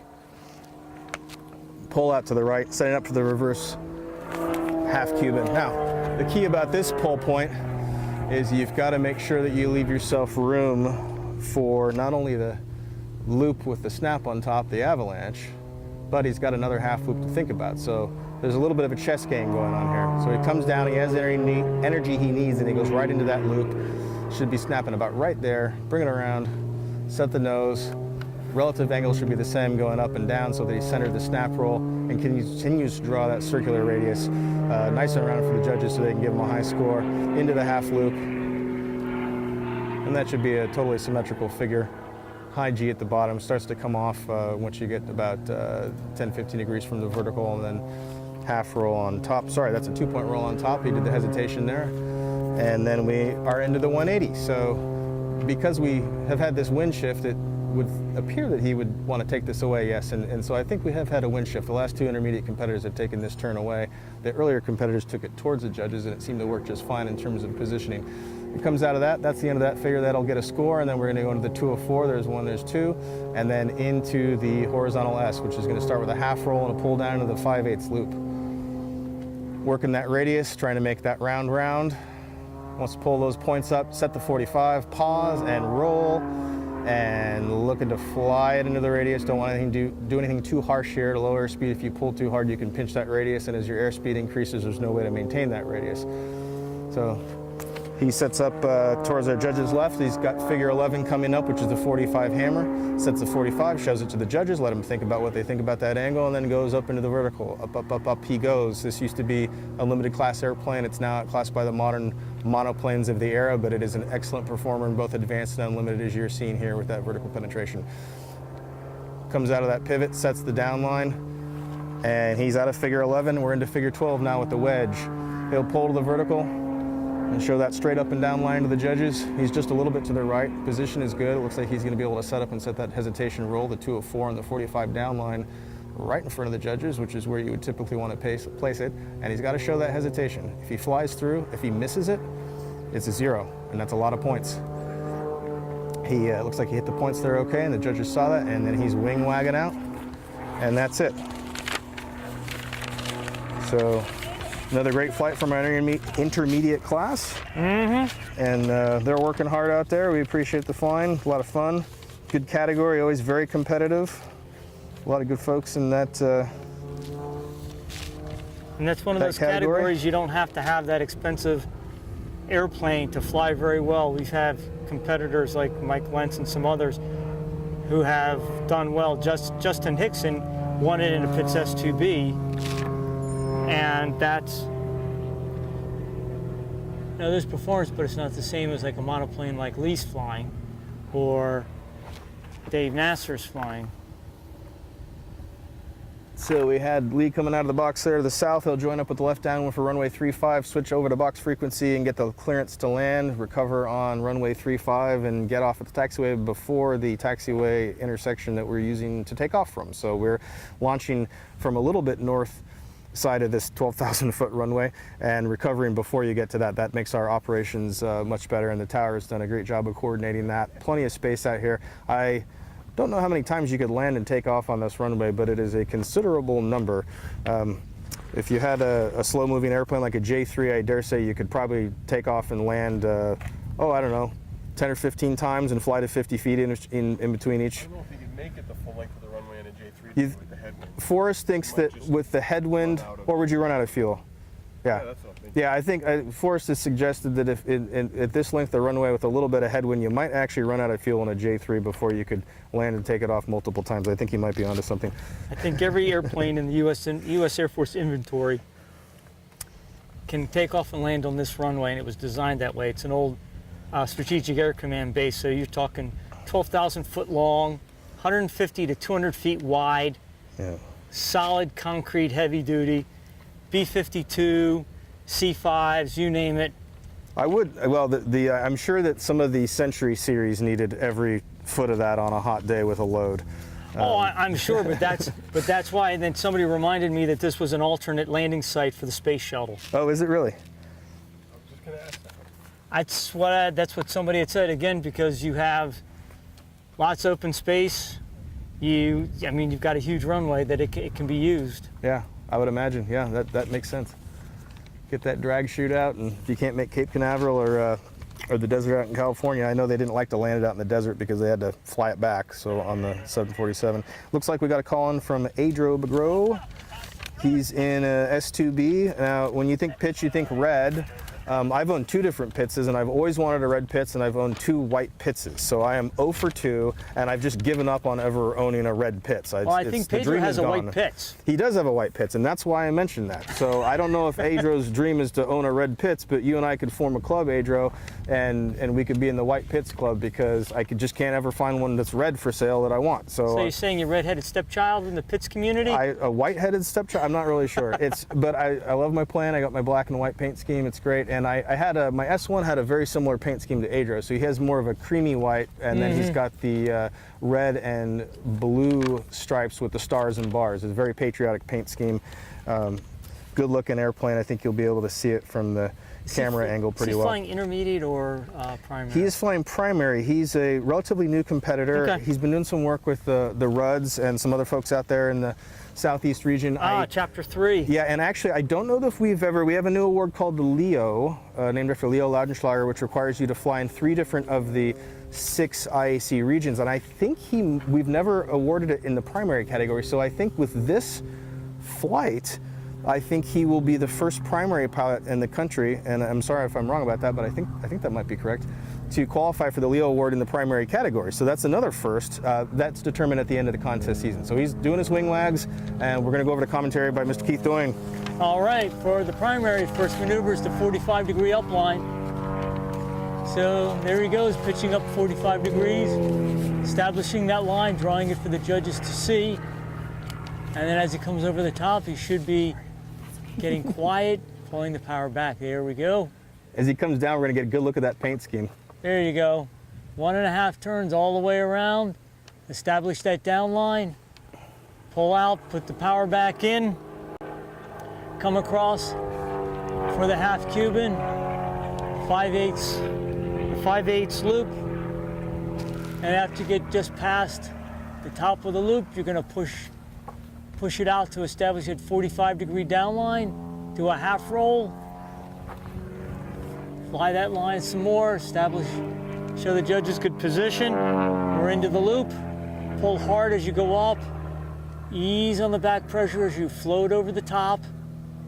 And as you start the 3rd quarter of the loop, a little more pressure, and you come around to the 4th, more and more pressure to make it look nice and round and come out where you want. Next is that 180-degree competition turn. He pulled a lot of G's there. Yes, he did. He made it quick. And then we have a roll. I don't know if it's a lot faster than a Decathlon would roll, but it's a slow roll. And the wing wagon, he's done. That was it. He made it look quick. I think that might have been the quickest primary sequence we had so far. Do you get points for that, Keith? I think you do, but there's one other primary pilot that's going to be flying a Pitts. Oh, that's right. And it's a home-built Pitts 111B 6-cylinder. That's a lot of performance for primary. So with Justin Miller, it's a beautiful airplane that is, I believe it's been featured in either Sport Aviation or Sport Aerobatics. It's the Venom. No, I don't. Is it the Venom one? No, I don't think it's. Black one? No, I don't think it's Venom. I think it's the Toxic Stinker. No, that's it. That's The it. Toxic. Yeah, It's Justin Miller. it's black with neon green. Yes. It stands out. It's a beautiful airplane. I had a chance to take a look at it. It took several years to build it. 11 years to build it. That's not what the 11 in S111B stands for, by the way. I know, it's not 11 years. But if you take a look at it, I believe the fuselage is painted the same color as the neon green on the outside of the airplane. Yes, and he has a matching shirt too. Lori says he has a matching matching shirt. Yeah, and so sweatshirt. he's fully product up. We'd tell you his website, but maybe he doesn't have one set up yet. So S111B, interesting airplane. He used a series of kits, and I haven't quite got my head around where they got some of the parts, and then they fabricated their own as well. But the original S111, not B, S111 was 260 horsepower. And it had the conventional looking gear that Curtis developed with his longtime building partner, and then at some point it swapped over to a 300 horsepower motor, and then he built the prototype S111B, and then Aviat built one of those airplanes, but they sold kit parts, and various suppliers have sold various kit parts. So interesting thing about the S111B is that it was flown by John Morrissey, Matt Morrissey, and Jerry Molidor to Team Gold in the what used to be called the AWAC in 1995 in Lawrence, Kansas, and then they brought it again to South Africa in 1997, and then subsequent to that, Robert Armstrong, board member and former champion Fond du Lac and longtime U.S. team member, also campaigned the Aviat S111B in Unlimited, and I believe the Curtiss built one was completely destroyed and never rebuilt. The Aviat one was damaged at some point, and that is the airplane that Mike Wiskus had for a long time flying air shows, but at that point he had modified it beyond what Aviat had done to it. I thought Tom Womack and Matt Morrissey had Pitts 111Bs that they were flying in air shows as a team back in the 90s. That might be correct. I don't know if Matt's watching or if he can text me, but I wasn't aware of that. I know he was the Sukhoi distributor for a while and flew with the Red Barons, but I wasn't aware of the two-ship team. Yes, and if Matt's listening, yeah, please let us know if we were wrong. But if I recall, if I remember correctly. You saw some pretty good performance there on that 45 line, as Keith alluded to. Good vertical work there. Yep. With all that power. Slightly different shape. It's designed to be a little bit flat on the bottom as compared to conventional Pittses, and the wingtips are squared off. The goal there is to try to get a little bit higher score. I like to joke I'm flying a football with my S2A, and sometimes leads the judge to wonder whether you're vertical or not. Establishing the 45 degree on the half Cuban, then he'll go over and do the loop. And if you notice, it's a lot louder because it's a non-stock IO 540 and it's got a 3-blade whirlwind prop, so it's got a lot of performance. And it's shiny, which makes it faster, I think. Yeah.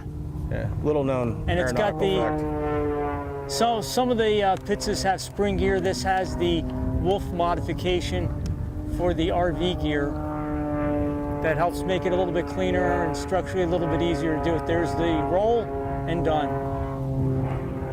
But I think he just beat the timer record. He did, yeah. But if I remember, it started out with Curtis Pitts designing the Super Stinker, and then I think when Aviat bought the design, because the original Super Stinker was a IO 540 250 horse with a Hartzell 2-blade. 250, 260, yeah. And I think Aviat bought the design, and they changed structurally, changed some things, beefed it up some. That it became the Pitts 111B, and that's when I think they built several of them at the factory with Matt Morrissey and Tom Womack flying air shows. I just put one. I think they had a couple, and if I remember correctly, and folks, correct me if I'm wrong, please, and let us know. But anyway, there you can get parts and kits through Aviat. You can get drawings because I have plans for it, and I don't know if it has the Wolf wing on it because there's some of the Wolf parts. Tony Horvath out in Acro Specialties in Oregon, I believe is the name. He has done several Pitts 111Bs where they put the Wolf cowl, the Wolf gear, and some other modifications to take the Pitts 111B and kick it up a notch as if it didn't really need it already, but to make it even better. There are several out there now that have been modified.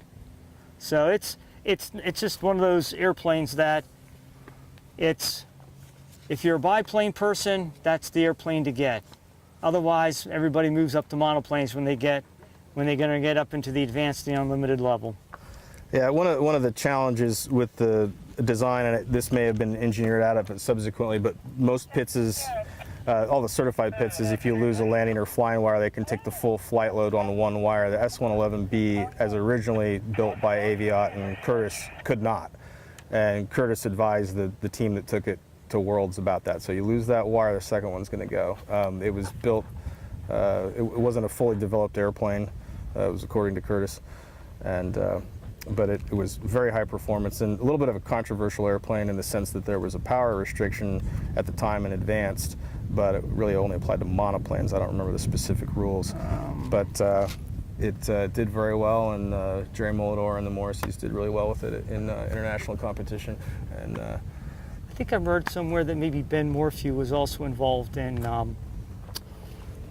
some of the initial flying of the prototype of the Super Stinker, because I think there were some airflow problems off the spring gear that people were using. Specialty Aero, I'm sorry, is Tony's. Sorry about that, Tony, but I was trying to remember. I was going from memory, and I know that. And that sounds like an intermediate airplane to me. He's moving. Let's check the list here. We got behind on our commentary. We have that says primary. No, he's that flying. Can't be right. Was that Justin He's flying Miller? a square loop. So that must be. Is that Jared Bachman in the S1E? Yes. Okay. Yeah, because we had Justin Miller in the S111B. So into the first Pull into figure. the vertical. Yeah. We'll cap it off and set up for the 1.5 turn spin.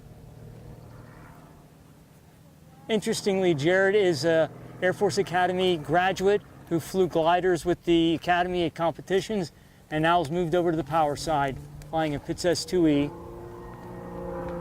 Should be a Humpty, pull, half loop over, draw the down line, quarter roll, pull out to the reverse half Cuban, pull the 45 roll, 5/8 loop around, come out, and do the loop with the snap at the top, or normally called the avalanche.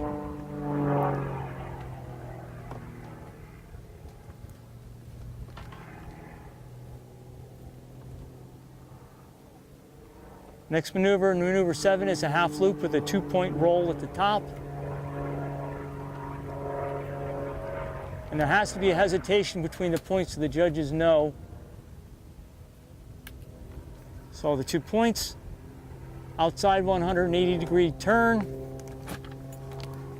And first time we've seen that towards the judges since we think there was a wind shift. So, but he had the room to do it.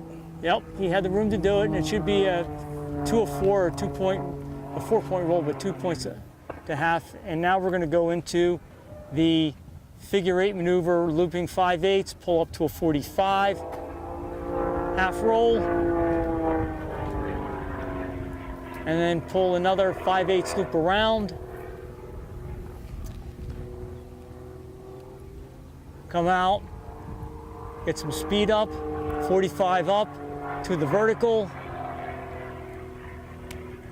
straight hammerhead turn, pivot to draw the down line, to finally a wedge, pull a vertical up line, pull around to invert it to a 45 down line, and then what they call 2 of 4, which is a 2-point half roll, pull out, end of sequence, wing wag. And so that was Jared Bachman in the S1E.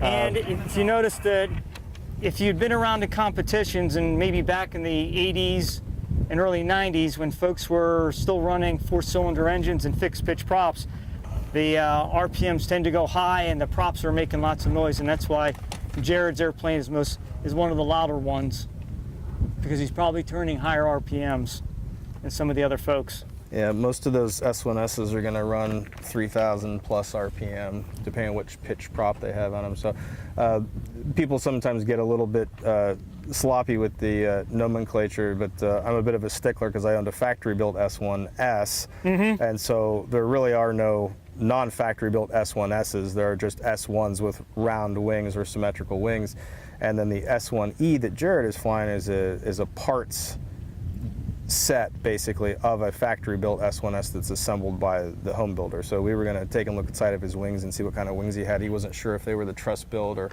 routed plywood or some of the other options that were available out there. There's a whole bunch of options on wings, whether they're the original factory type wings, Sparcraft wings. They may be Sparcraft wings that are put on them. Yeah. Different versions of Sparcraft, I believe is what it's called. but I think there was something on the Exploder or an article written about the evolutions of S1Ss, and I think Bud Davidson wrote an excellent book that's now out of print but highly sought after on on the Pitts S1s, on the different variations, whether it's a S1C, S1D, S1E, S1S, S2A, S2E, So S2S, S2C, B.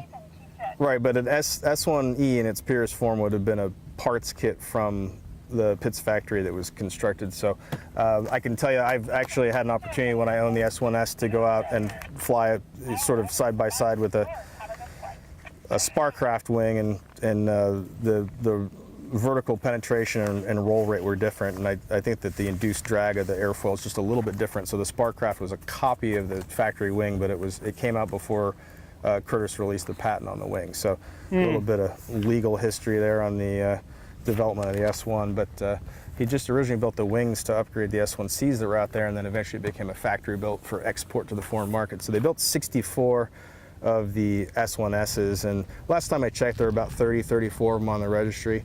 Actually there's a beautiful one for sale in France right now. It's only about 300 hours on it, and it must have been one of the last ones because it was built in 1981, at which point they transitioned over to the S1T. I think we've got Nate Rudy coming in on an intermediate sequence in the Decathlon 150. And Keith mentioned earlier that the reference aircraft for intermediate is Decathlon 150 horse fixed pitch prop. So the idea is that this sequence should be flyable by this type of aircraft. Looks like we got a safety belt check going on. A lot of the competitors choosing to do that today because of that 180 outside turn. I don't think any of the sportsman competitors did it, but we're only doing positive G stuff. So I did get a text from Matt, and he said, yes, we had a 2-ship of the S1s. Nice, thank you, Matt. Greatly appreciate it. I don't think he's watching. I think other people are. Appreciate the clarification. That was the Blackhawk team. So I had serial number 001 and 002. Curtiss built and the first factory. Okay. They both crashed after I had them. And I believe that, if I'm not mistaken, the Curtiss built one was damaged badly enough it was maybe never rebuilt, but I think Michael Wiskus's S111B was the Aviat built one. We greatly appreciate Matt clarifying that for us. Okay, we've got Nate southbound. He was climbing in the box, so he must have been cleared into the box. He's setting up his position now, circling towards the northeast. We're going to expect him to turn around and come at us towards the west on a base leg and roll in. I think we've got him on camera. Yes, we do. And he's just having a look at the box, figuring out where he wants to put that first figure. Because I don't think Nathan got a chance to practice in the box. He did not. He had to make a late arrival here, and we were able to accommodate that. Everybody in the category was real good about that because he had some obligations he had to take care of, but it's not going to slow him down. I'm sure of that. He's one of many fierce competitors in intermediate. Oh, I don't question that, but in terms of in terms of not seeing the box, and it's making it a little more of an unknown for him on this first flight. Nate likes to be modest, and then he goes out and flies really well, so you got to watch him. I've heard that about him. He is actually a UND grad, so he's sort of carrying the banner for the UND people here in the intermediate category. So he did his wing wags, he's got his speed, he's pulling for the square loop, and probably been training more than he's letting on too. So he pulls that first line, he's got to set that reference line and be awfully patient, slow across the top there. You can see that the nose is pitched up because of the consequence of the slow flight there. He's got to have a little more angle of attack to maintain level flight. Finishes that figure off, setting up for figure number 2, which is a square, half a square, pull vertical, quarter roll up, and he's going to push away from the judge's cap off level and set up for that 1.5 turn spin. We'll hear that engine pop maybe just a little bit after he enters the spin, just because of the delay in the sound. There we go. Back stiff, left rudder, we're looking for roll, pitch and yaw. I think you may have been able to see that at home. Set the vertical down line. He's got to get that airspeed before he pulls out for the Humpty Bump. Nothing on the up line. Again, Humpty Bump, 2 vertical lines attached by a smaller half loop on the top. Need a gentle departure from the vertical line and then bring it around aggressively as the airspeed changes to cap the, we call it capping the line there, and quarter roll down. Setting up for the reverse half Cuban. Now this is where positioning comes into play. He's on the north side of the box, and he's going to want to leave himself room for the avalanche. So he sets the 45 line, half roll, draws that second line, and then slowly into the radius, coming around in that 5/8 loop to end in level flight to our left. And he needs airspeed. Go, go, go. Pull, tight, tight, tight, all the way around. He's got to pop that stick back and unload as he puts in the left rudder, opposite rudder to stop, and then fly it around the radius. You don't want to flop it out as that airspeed drops. So real energy management going on there. Setting up now for the half loop up and a 2-point roll. He'll put a pause or a hesitation in 180 degrees of roll. Looking straight ahead, deep focus on the horizon, and the second point. And they're looking for a score on that. Then we're gonna have the 180 turn, and he's gonna bring it towards the judges. Pushing around the outside of that turn, relax, feel the negative G, stop the turn, then roll out. And now a 204, graded as a separate maneuver on a horizontal line. There's 1 and 2. And into the horizontal S. He will initiate that with a half roll, fly it into the radius, in this case a 5/8 loop. Looking to set that 45 down line. Horizon coming into view, losing the horizon. He's going to look out the left wing as a reference, pause, half roll.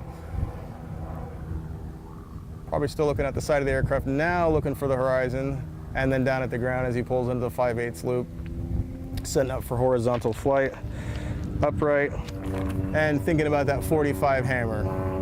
He's got the airspeed, he set the line, gave the judges plenty of time to grade that, and now he's in the vertical.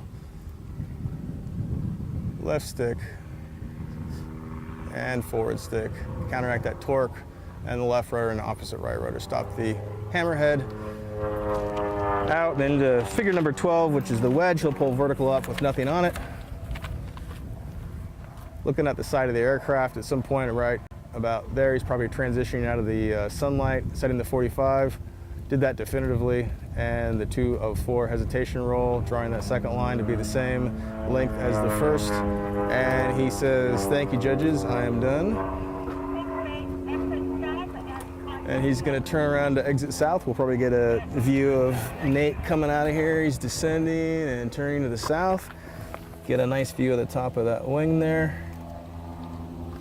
And beautiful looking airplane.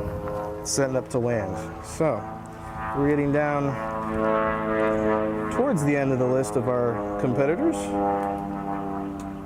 We've got 2 left for you. Alex Troutman in primary, flying for the MSU Collegiate team in the American Champion 8KCAB Extreme Decathlon, and Mr. Jerry Esquenazi in the 300S in Intermediate. So we got 2 more for you, and then we'll probably have some shopkeeping stuff and announcements about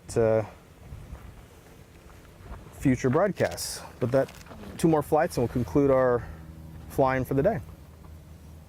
Do we have a schedule handy that we can get ready? And I don't know that I have one on me, so I think we're starting tomorrow with an unlimited sequence. No, actually, I believe we're starting with primary because I have a briefing at 7 a.m. So we'll start with primary power, glider primary, and glider sportsman. And then I think after that we either have advanced or unlimited. So schedule should be out, but we'll try to get that for you before we end. Primary, intermediate. Checking what was Keep the blend the same. what was No, posted is this- tomorrow is sportsman, glider, sportsman, power and glider, primary glider, and at noontime will be the unlimited free unknown, and then followed by intermediate power and glider and primary power free programs. Is what's been posted. Thanks for that, Keith. You can find that on our website as well. Yes, our communications folks, Monique Hartman, was gracious enough to send, keeps us up to speed on the latest and greatest through WhatsApp. I can't keep track of all those posts, so I check them just a couple times a day. Looks like we have a clearance into the box. for our primary, and they are climbing, is the communication to the chief judge, but he's otherwise been cleared in the box, so we'll just set up here and wait for that extreme decathlon to come in. And Is it another Metro State University student?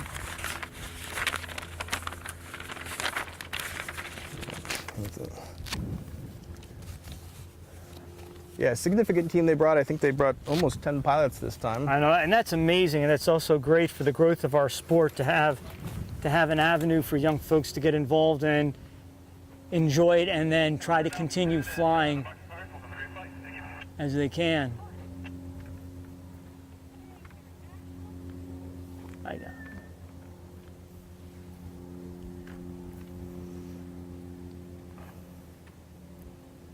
Our competitor is on base leg, heading towards the center of the box to turn and enter the box. Nice shot there too of the invasion striping on the bottom, which is distinctive and different than the starburst pattern on the top. Just helps the judges let them know which way is up. Alrighty, the pilot's turned to head into the box, and when you get up to the higher categories, there's a lot of effort in trying to figure out a paint job that will present well to the judges that shows, okay, I'm going vertical or 45. That's right. It's the stuff of legend. Sandpaper, matte paint, different colors. It's all been tried, I think. Yep, 45 up. Power should be coming back.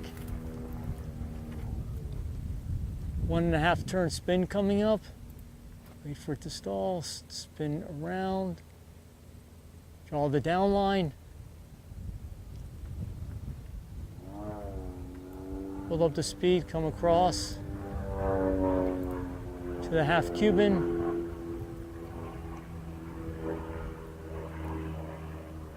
Pull up to the 45. Oh, no. Pull around the 5/8 loop and then establish your 45. Half roll. Stop it. Establish your down line. Heading for the loop. Pulling hard. Slowly easing off. Float over the top. Now start adding more pressure, more backstick, more G's. Come out with a nice round loop. 60-degree bank.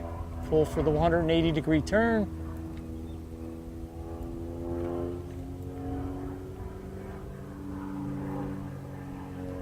And what's left is the slow roll.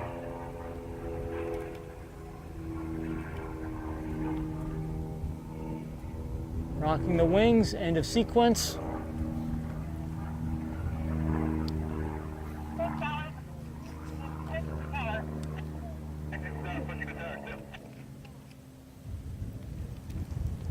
And that leaves us with one competitor. So I just saw Jerry Esquenazi take off in the extra 300S. He'll be climbing to altitude, and he will be our final pilot today, and final pilot in the intermediate as well. And Jerry has a very nice 300S. Gorgeous. Yeah, and he just had some work done on it, so he took something that was beautiful and made it even better.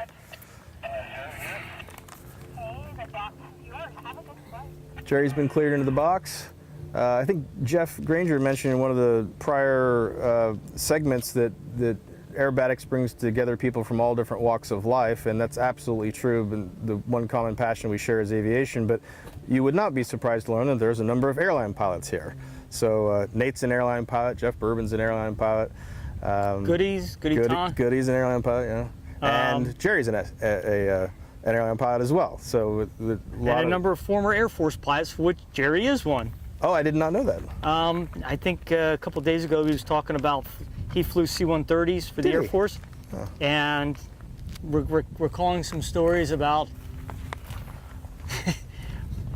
getting sent somewhere and then told to go back. They get back and they get told to go back again. That must have been frustrating, but Jerry's a very calm, cool, collected character, so he probably said, "Okay, where do you want me?" Andre Gerner, glider pilot, was an Air Force, I think KC-135, the tanker pilot, and then test pilot. Steve Grossmeyer, limited pilot, was a Marine Corps helicopter pilot, Another test pilot? HE-53s, he told Yep. me. Yeah, well, I see a lot of those up by Miramar, and that's just such an impressive Oh, vehicle. it's a huge bird. It's a huge. I've seen a couple of them come down and land at either in Maryland or for a while there when they were at Willow Grove Naval Air Station was still open. The Marine CH-53s would go by and just absolutely, for a helicopter, a big helicopter, 3 engines. Yeah, they never fail to impress. So we got a judge's whistle, and Jerry's rolling into the box here with his wing wags. He had a good look at the box on that 45-degree down line, and he's timing his pull for the square loop. Again, he's going to set his reference for the other sides on this first pull. So he's got to make it count, got to get the timing right, come off that line, slow across the top. You can see the nose is in the air just a little bit because he's inverted. Pulls for that third line, and out for line 4. Setting up for number 2, half square, quarter up. And he'll be thinking about all the timing on the roll and the line segments pushing off. So he's got the right deck angle and airspeed to set up for the spin, completely under his control. Throttle's probably coming back now. Stick back left rudder. And opposite rudder to stop the spin. Set the down line. Good energy. Setting up for the Humpty Bump, pull vertical. Good position for the judges. You're kind of getting a monolithic view from the camera because you're zoomed in, but we have good ground reference here. Sitting at the broadcast area. Pulls over the top in a half loop, sets the quarter roll. Draws the down line, exit to the right. Setting up for the reverse half Cuban. Pulls to the 45, pause. Establish the line half roll. Draw the same length of line and fly it into the radius 5/8 loop. G getting higher, higher, higher, higher, and out to level. Now he's got to have the energy and airspeed for that avalanche. Full snap on top of a loop. Flown a little bit tighter so that you can pop the stick back and get the thing into the auto rotation more efficiently. And then gently fly around in the low energy condition as the airspeed climbs to finish the loop and the G increases at the bottom of the loop, setting up for a half loop with a 2-point roll on top. He'll hesitate in the upright position, return to the inverted level flight position to complete the 2-point. That's the end of that figure. He's setting up for the 180-degree outside turn, rolls aggressively towards the judges and pushing himself around the outside of that turn. Judges are all eyes on. I'm looking down at them. They're intently focused on Jerry and his flying. Comes out of the turn. There's a score for that. We have an individual 204 on a horizontal line and then a half roll into the laydown S. He's positioning this so he can draw that S right in front of the judges. After the half roll into the 5/8 loop, setting up the 45 up line. Gives him time to look at that half roll. Draws the second line, trying to match those links, make them equal, keep the judges happy, and then into the 5/8 loop again on the bottom, exit left in horizontal flight. Setting up for the 45 hammer. He's thinking about positioning now, pull to the 45, show the line, let the judges have a look at it, pull vertical, and it's going to be a long vertical in the 300S. He's going up, up, up, up, up, up, up, up, up, up, up. Starting to think about that pivot. Right stick with a little bit of forward pressure, and left rudder. Right neutralize controls, draw that down line, come out, exit horizontal to our right, and setting up for figure 12, the wedge with the 204 on the 45, trying to use a little more of the box, thinking about that presentation, pull to the vertical, big long vertical in these extra aircraft, send that 45 down line, looking at the judges, timing his 204, sets that second line, draws it, and pulls out and says, "Thank you very much, judges." And he's going to turn around here and either exit behind the judges or to the south. And that is going to conclude our flying for today. You can still hear the growl of that 6-cylinder Lycoming in the background. It's a sound we all like and appreciate. And we appreciate the sound, but we more appreciate the great flying we've seen today. Yeah. All the competition pilots. Really good, yeah. So we had, again, to recap, we just did intermediate glider, intermediate power, and primary power, and it was all their first flight at the U.S. Nationals. We're going to crown a primary national championship in power for the first time. We have a defending intermediate champion, and looking forward to see who comes out on top on gliders. But really, excellent flying. And for those folks that want to keep watching the live stream, there will be, as the schedules we stated, there'll be live flying tomorrow. Should be 3 categories. You can check the IAC website for more details, and come back to the channel. You can see through the website or through the YouTube feed. And again, a lot more flying has to happen in the next 3 days until we can crown our national champions. A lot can change in those 3 days. Can and will change. Yes. You can bet. So this is high drama because we don't know what's going to happen. And people watch sports because you don't know what's going to happen. So I love a good movie, but we're here to support our friends and our fellow competitors, and we don't know what's going to happen. And the fun flights are yet to happen. We had the known flight today. This sequence was published at the beginning of the year. They've had a lot of chances to fly. They have yet to fly the free sequence, but the fun one is the unknown. You get it. You've never flown it before. You get to hand fly it, walk it on the ground, and then when you fly it, it's for the first time in front of the judges for a score. And usually those they're not as complicated in terms of the maneuvers, but they're tricky with quarter turns, 3/4 turns, to trip people up turning the wrong way, or combinations that you end up turning the wrong way. And if you turn the wrong way and you go a direction, any maneuver after that, it really hurts. So it's the unknowns tend to separate folks who've been practicing and are good at it, and from folks who haven't been doing it a while. They're tough. That's right. So we got a lot of exciting flying yet for you, and we hope you'll join us again. Again, this was the United States National Aerobatic Championship, Day 3, and this is the end of Day 3. Thanks, Keith, for all your excellent commentary. Enjoyed being out here with you, Yes. and Lori at Forest Fox Productions, and again, all of our volunteers, all of our donors. We couldn't do it without you.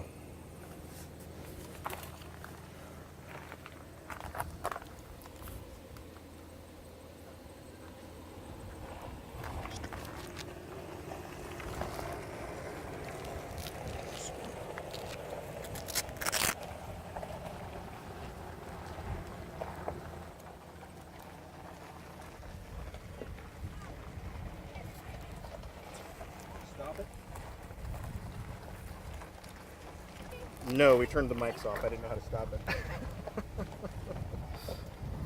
So I don't know if we still get residual audio or not, but Yeah, a little bit. it's stuck now. Yeah, I didn't know how to My stop it. computer gets warm after a session like that, and Oh yeah.